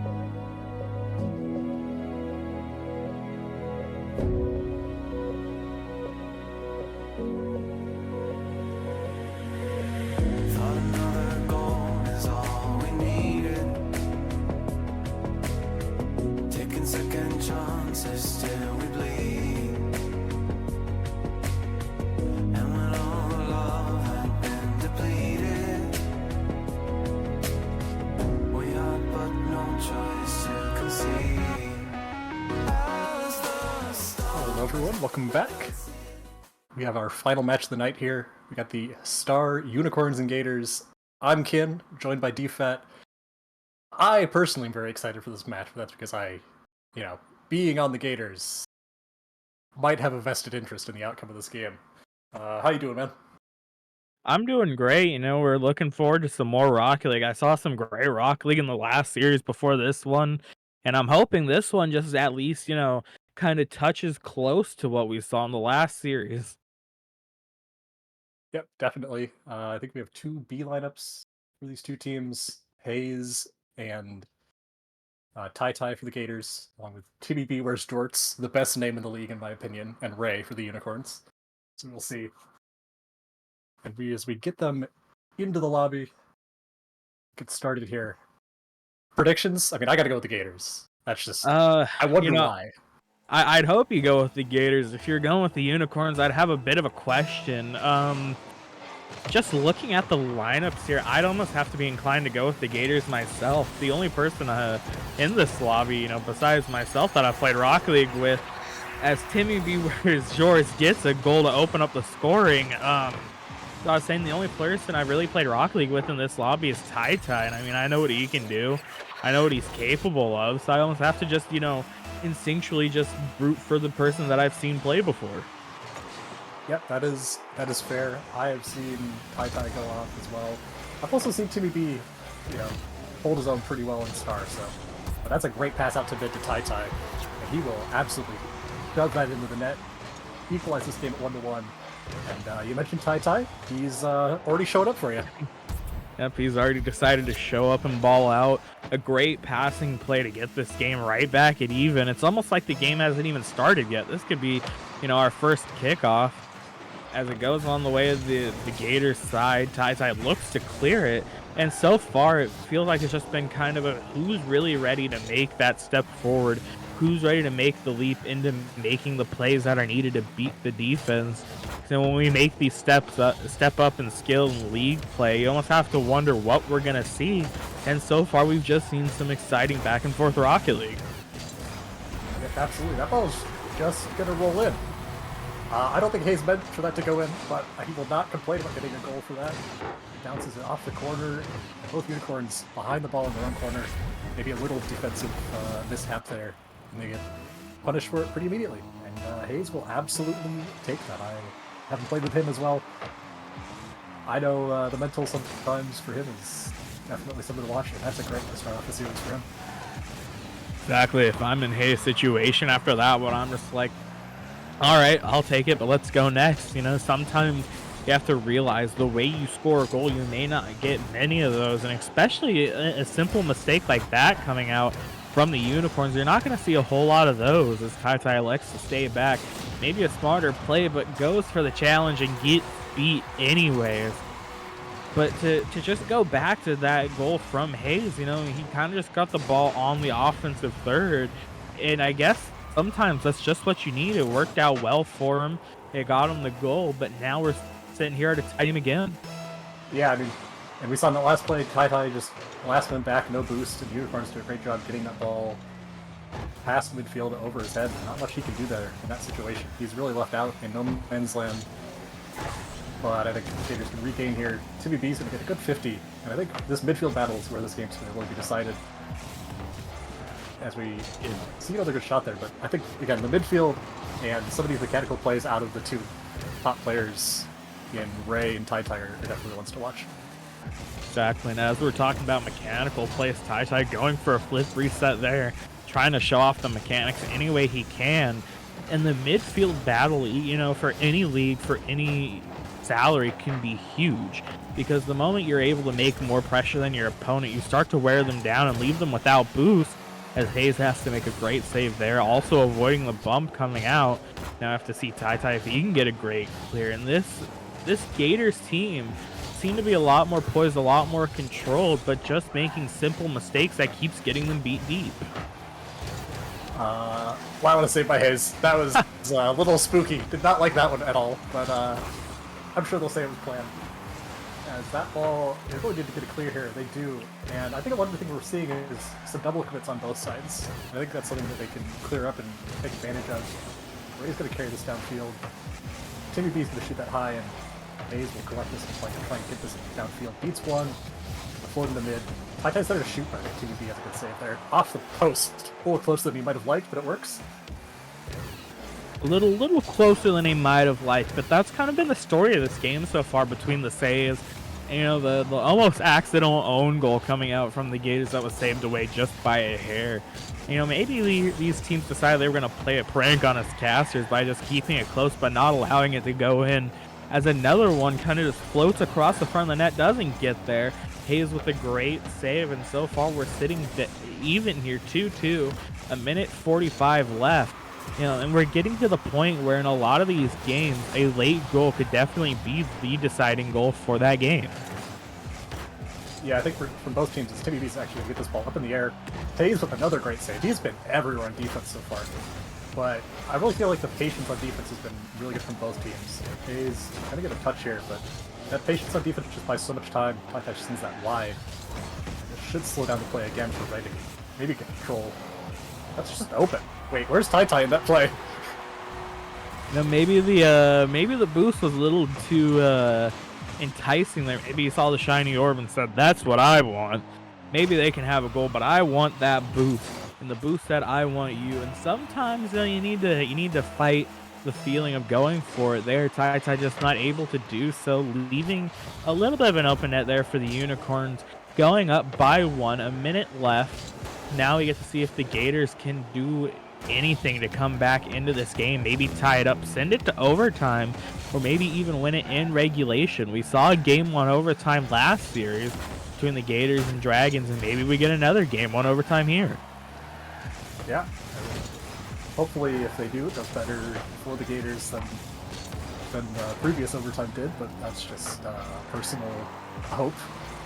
But I think one thing we've seen is TyTy really, sometimes when he gets last net, he's just out of boost and really in an awkward spot, and that the Unicorns have been able to take advantage of that a couple times. Not necessarily scoring, but just killing enough time on the clock and maintaining possession because he isn't able to challenge as soon as he wants to. That's something to watch for the next game. As the clock ticks down, Hayes with a good touch up, but Timmy B should be there to control this. He can't get the beat in the corner. 10 seconds left. Plenty of time for the Gators, but they gotta go fast. Gotta get something here. TyTy no boost, but he looks for a pass to mid. Hayes gets it up. That's a shot on net, but saved by Timmy B, and that will end this game. Unicorns will take it. Score of 3-2 as that ball drops down. And a really good game for both teams, I'd say. Yeah, you know, a great game. No one really stood out as, okay, this team's going to be the one that takes it in 3, and this one's going to be the dominant one. Getting a little worried there that, you know, maybe the Gators will be able to capitalize off that missed open net at the end from the Unicorns, maybe take it downfield, but that ball just drops to the ground. Gets game 1 over and done with. A very close game. Just a couple of mistakes here and there from either side. Once those get fixed, maybe we see, you know, a 10-score game. Maybe we see a team just completely dominate the other. Only time will tell. But this was, you know, maybe just a feel-out process for the teams. Nothing too exciting happened this game. It was just one of those normal games of Rocket League. Yep, absolutely. I mean, I will say the Gators really, it felt like they were on the back foot a lot of the time on defense. I mean, we saw so many great saves from Hayes, but I think if you ask him, he would much rather not be in a spot to have to make a lot of those saves. They were not exactly comfortable defense. I think it was a really good job from the Unicorns to get, you know, sequences of pressure where they were able to wear down that Gators defense. We saw it a couple times where the Gators get a save and then it just isn't a strong enough clear and they're able to push even harder and then eventually get it in. I think the Unicorns did a great job of that game, and that's something that is definitely hard to deal with at the pace they're playing. And Ray really dominated that game in terms of touches. We saw on the scoreboard there, I think as many touches as the other team combined, so definitely got to shut him down if you're the Gators.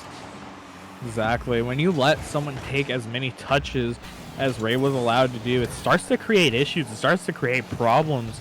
And especially when you allow teams to make plays in twos, it could almost be more defining the team that can make plays compared to if you're doing that in threes. Because in twos, you only have yourself and a teammate on the field. If you mess up a play, it could end badly, vice versa. If you make a play and you hit that play to perfection, you could get it around the opposing team with ease.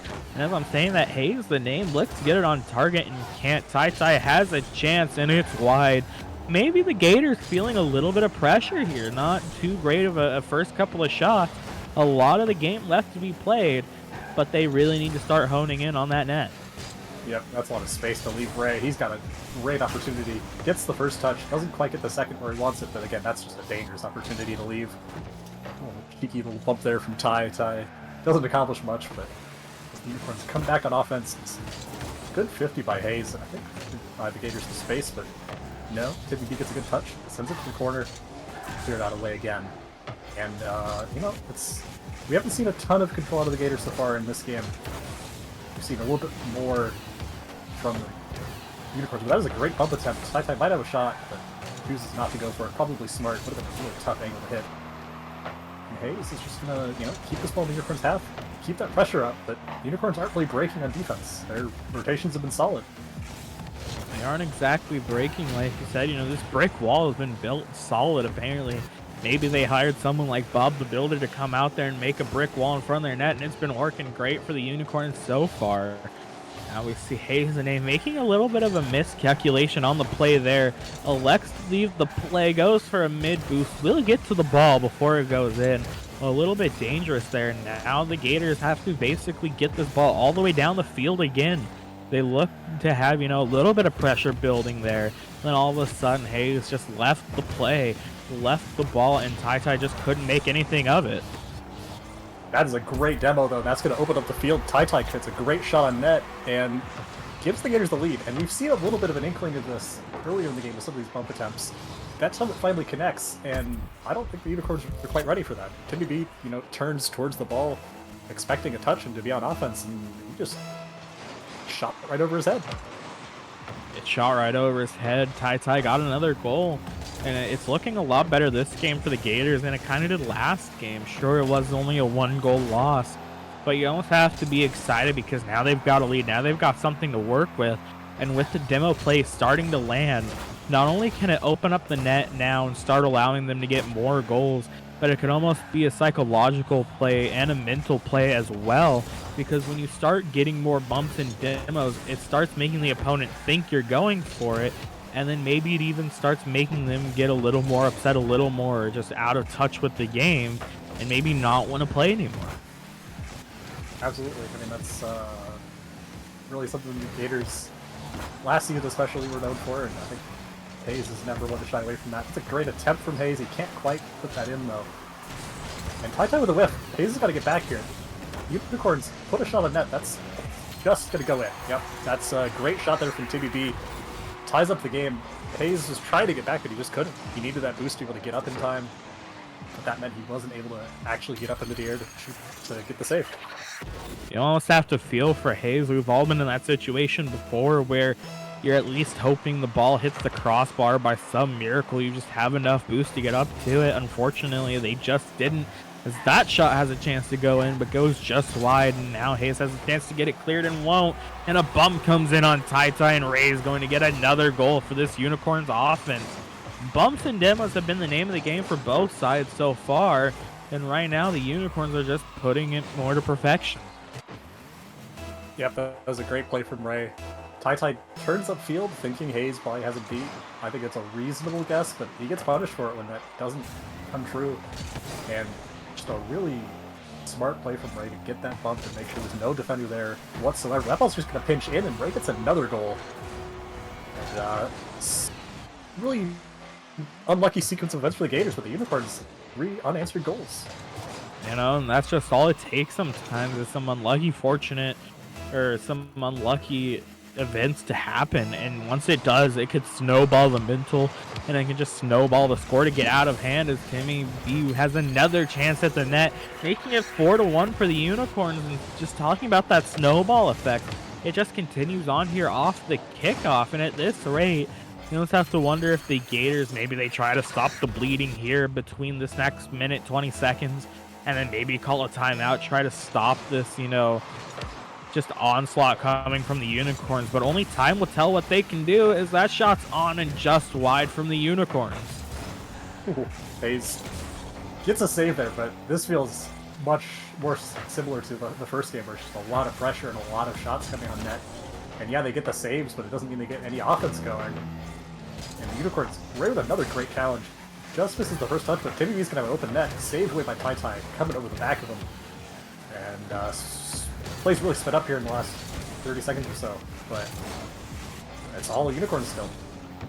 Exactly, the play sped up, but it's still all unicorns. And you almost have to wonder if the Gators are starting to feel the pressure a little bit more. And as I'm saying that, Ray's gonna bully that ball into the net, making it 5-1. And maybe at this point the Gators have figured out, wait a minute, this ain't golf. We need to have the higher score at the end of the timer.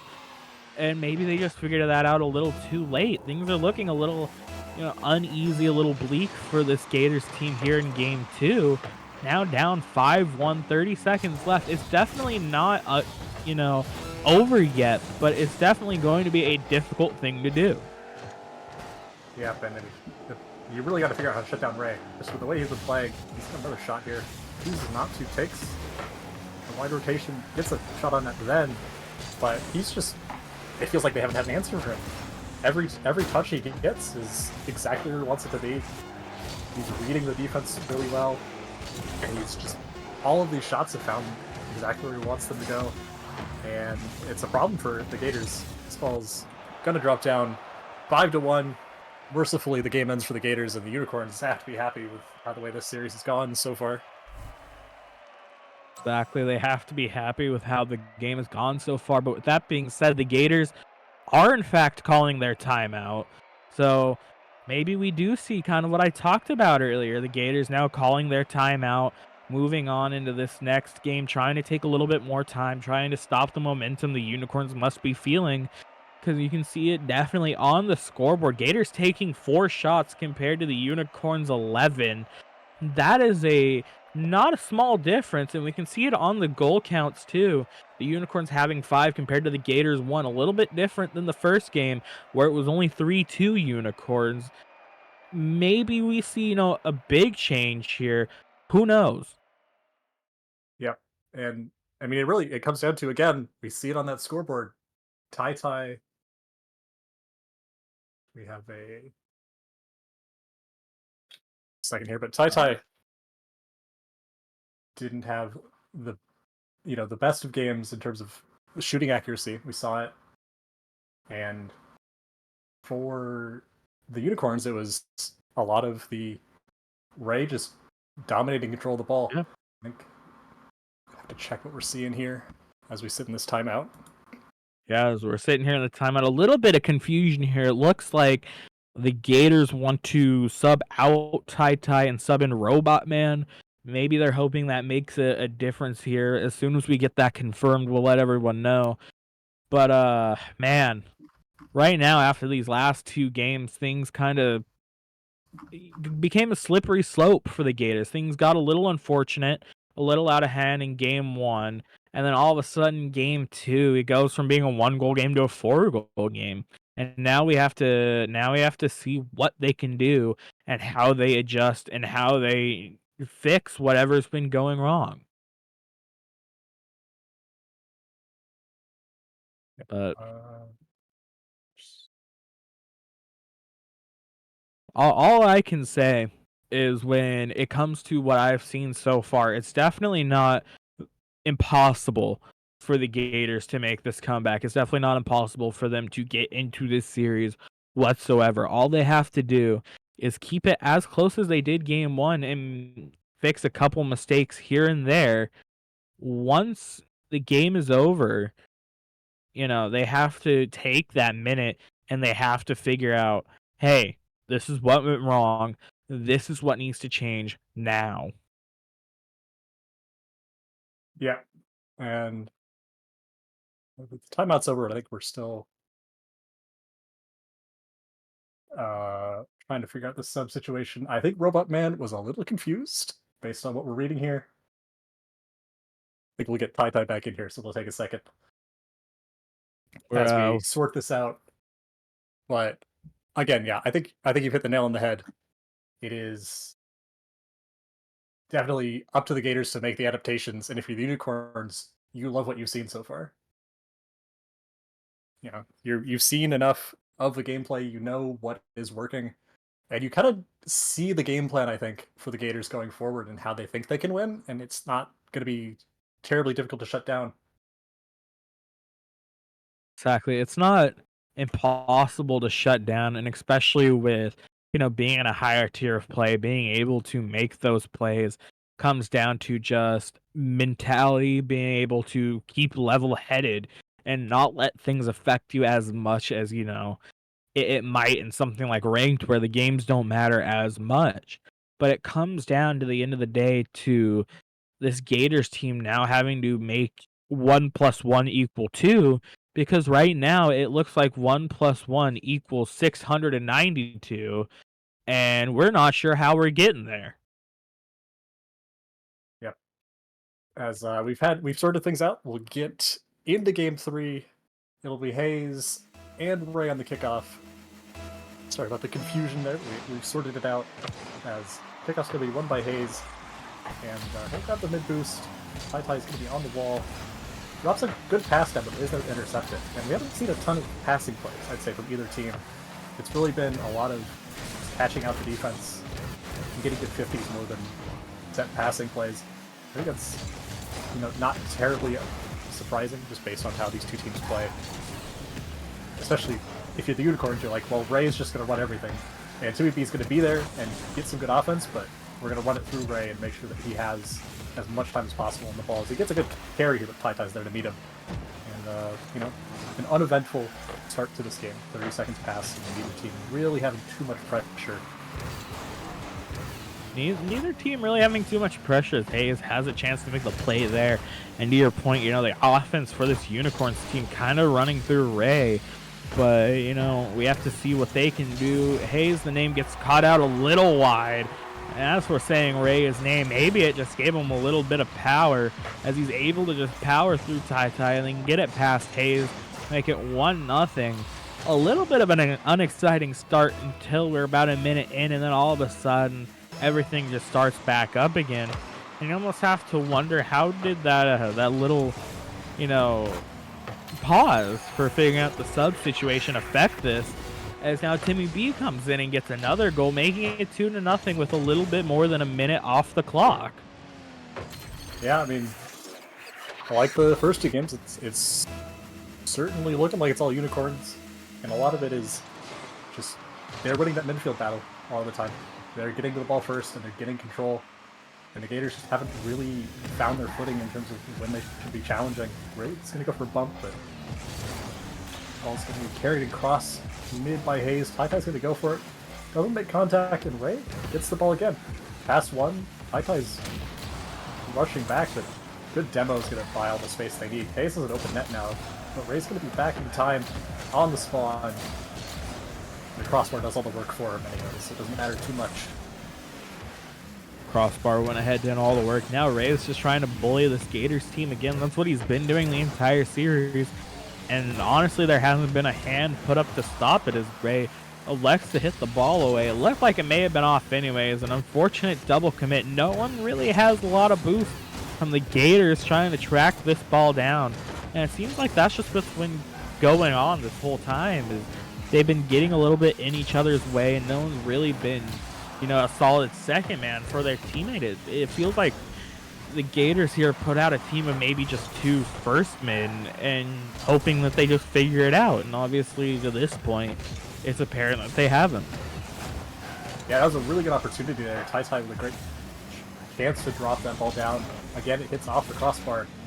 But we're seeing more pressure from the Gators. I think the rotations have been cleaned up, but just enough to where they aren't getting punished immediately. Ray has a 4th reset here. Gets the past one. Hayes is there. We'll collect this ball. It's going to bounce toward mid again, though. Tai Tai has to make a touch with no boost. Not the 50 he was hoping for. Ray with another really good fake past both Gators, and that is brutal. I really do have to ask. I know they're going to say yes, it was, but at this point in the series, at this point in this game 3, was that called for?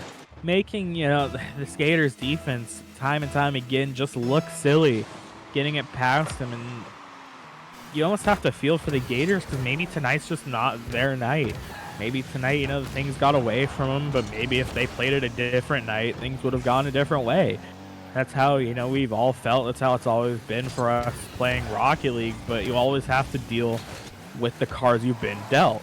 And in this case, it's just not going well for the Gators. Maybe they try to get something of a moral victory in this game. Definitely a lot of time still left to be played as Ray goes for the demo and can't get it. And Hayes tried to open up the field, but maybe that demo was a little unfortunate. But Tai still gets in the back of the net. 1-3 Gators. They have a chance. Yeah, perfect shot there from Tai. TVB, on the spot, does what he can, but when the shot is slotted like that, not a lot you can do. Perfect top right corner from Tai. Gives the Gators a little bit of life.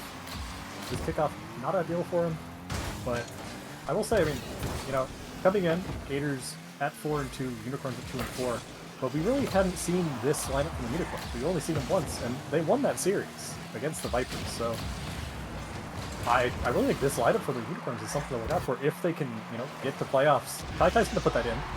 Just really, up all just rolls across mid, and Tai does a good job to recognize he has the space and the speed to get there and put this behind Ray. Great shot from him. But this Unicorn is A lineup, or this is a B lineup, I think. If I remember what I saw. This is an impressive looking lineup from them to take down a really good Gators team in the first two games the way they did. Exactly, and like you said, the records are polar opposites. The Gators 4-2, Unicorns 2-4. As the Gators having a much better sign of life here in this game 3. It's 3-3 with 1:03 left. A ton of threes on the scoreboard and timer. And now they just have to see if they can get the job done because they've been facing down the deficit this whole series. Especially after game 2, a lot of pressure is on. And almost you have to wonder if the Gators can walk away with this win. How much pressure does that put on the Unicorns? Because like we said, this lineup has been playing so well, so fluid with each other. But you almost have to wonder how much pressure the reverse sweep opportunity is going to put on this lineup. Yeah, Tai's up for this. This might be a shot on net. It's going to drop down. Ray misses, though, and if anyone can get back for the Gators, they'll have an opportunity. Hayes gets beat in midfield. That's a big win for TVB just to relieve that pressure and make sure this ball stays in mid, and he's going to shoot that. Keeps it away from Hayes, and that's gives the Unicorn a 4-3 lead. And at this rate, that may be the final nail in the coffin. Who knows? 30 seconds left. The Gators definitely showing they're not done yet, putting up 3 to get this one back within 1. Was tied for a little bit there, but now they have to get one fast as a fake comes out. Tai goes for the mid boost, not there for the ball. Now Ray has control. Gets it over Tai, but Tai does get a little bit of a touch. The Gators have a chance, but they have to get the ball into the net now. Definitely, I can see this one, if they do get a tied game, ending in overtime. But just at this rate, it's looking a little too late for it to be done. Hayes, the double commit. Ray's going to shut this down. I think they might get one more for the road if they can, but that'll be all Unicorns as they sweep the Gators. Going against my prediction. I think your prediction too. But that was after that first game. It really felt like they were solidly in control, running the offense through Ray, solid defense, and really just nothing you can point to where they were really making a ton of mistakes. Yeah, didn't make a ton of mistakes, and when they did, they made up for it, obviously, with the Game 2 5-1 win. And this one here, another 1-goal win, but at the end of the day, it doesn't matter if you're winning by 100 goals or if you're winning by 1. A win is a win, and I'm sure the Unicorns will take every win they get here because, like we said, before this series, they were 2-4, Gators 4-2. And now the Unicorns move on to, if I can do my math correctly, the Unicorns move on to 3-4. Starting to look a lot better for them, and maybe they play this lineup a bit more. Yeah, they definitely have some uses of it saved up. They look impressive. We'll see if they want to join for an interview, but really good showing from them. And for the Gators, I think just a little bit awkward rotations at times really was the biggest downfall. It really messed up some of their offensive opportunities they were trying to generate. And we saw it that they were not quite getting there in midfield like the Unicorns were, and it just meant they never really had a pressure advantage throughout the entire series. I think Yeah. every game Ray dominated in touches. Every game, Ray definitely dominated, like you said. And I mean, sometimes you just have those series where you're outclassed, and all you can do is just, mentally move on. And all you can do is really just say, okay, wasn't my greatest showing, but there's always next week.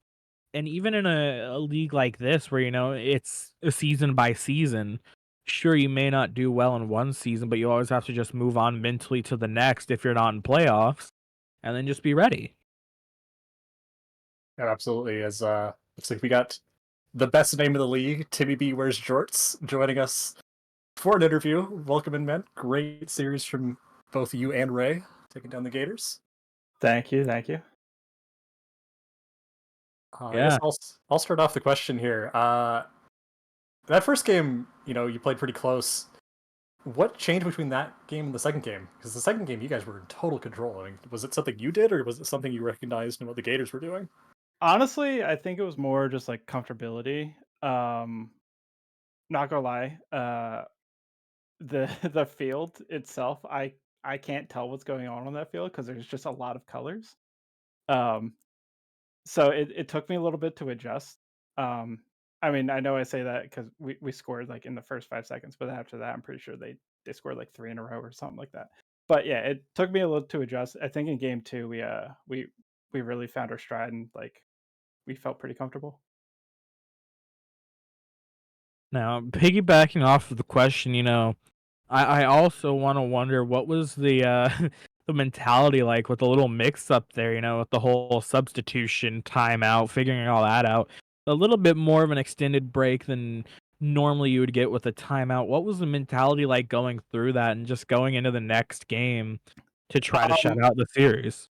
yeah, so I mean, we were both just a little confused. I mean, I'm new to this league, so like I know like I heard that there was like a no subbing rule. So that when I saw them subbing, I was like, wait a second, is there subbing now? Like, did I miss something? So yeah, I was just a little confused. But like our mentality, we were fine. We're like, all right, whatever. It doesn't matter who they put in. We're feeling ourselves right now. And I think it showed in the beginning of game three, where I think we went up 3-0 in like a minute and a half. That is fair enough. I mean, you definitely didn't look like it phased you guys too much. Uh, that moves you to 3-4 on the season. Definitely firmly in the playoff hunt. Any teams you are looking forward to playing the rest of the season? I know you said you're new to the league, but any names you recognize on teams? There's not too many names. Funny enough, I actually recognized both of the players that we played today, Ty and Hayes. I'm pretty positive I played them in ranked a couple days ago, whether they remember me or not, but I remembered their names. So I think that was kind of funny. I am actually looking forward to the Eagles matchup. We played them in week one. It was me and Finer, so we played our beat with our no, we played them with our C lineup. So, and we lost 3-1. So I think if we go in there with our A lineup, we have a good shot of winning. The Well, Eagles are I definitely a scary team. I think from what we saw, in this series with a little bit of hiccups and a little bit of moving parts, you guys still got the job done. You did what you needed to, and I mean, I have no reason to doubt you guys throughout the rest of the season. Thank you. Yeah, you got any more questions for him, DFAT? No, I mean, I'm just hoping now I can put forth what I saw them do and into my own matches, whether it be in this league or other leagues. That's a fair goal. I'll give the floor to you, TBB. Anyone you want to shout out or anything before we head off for the night? I'll just shout out my teammates Ray for playing with me today, Finer and Ricky, and then the best GM of the league, Mari. And the rest of the Unicorn squad. certainly looks like a fun group you have there. And Agreed. that will do it for tonight. We will be back here tomorrow, same time as always. I believe tomorrow we will start with the Origin Hydras and Griffins. I've been Kim, that was DFAT, and thank you everyone for watching. We'll see you tomorrow night.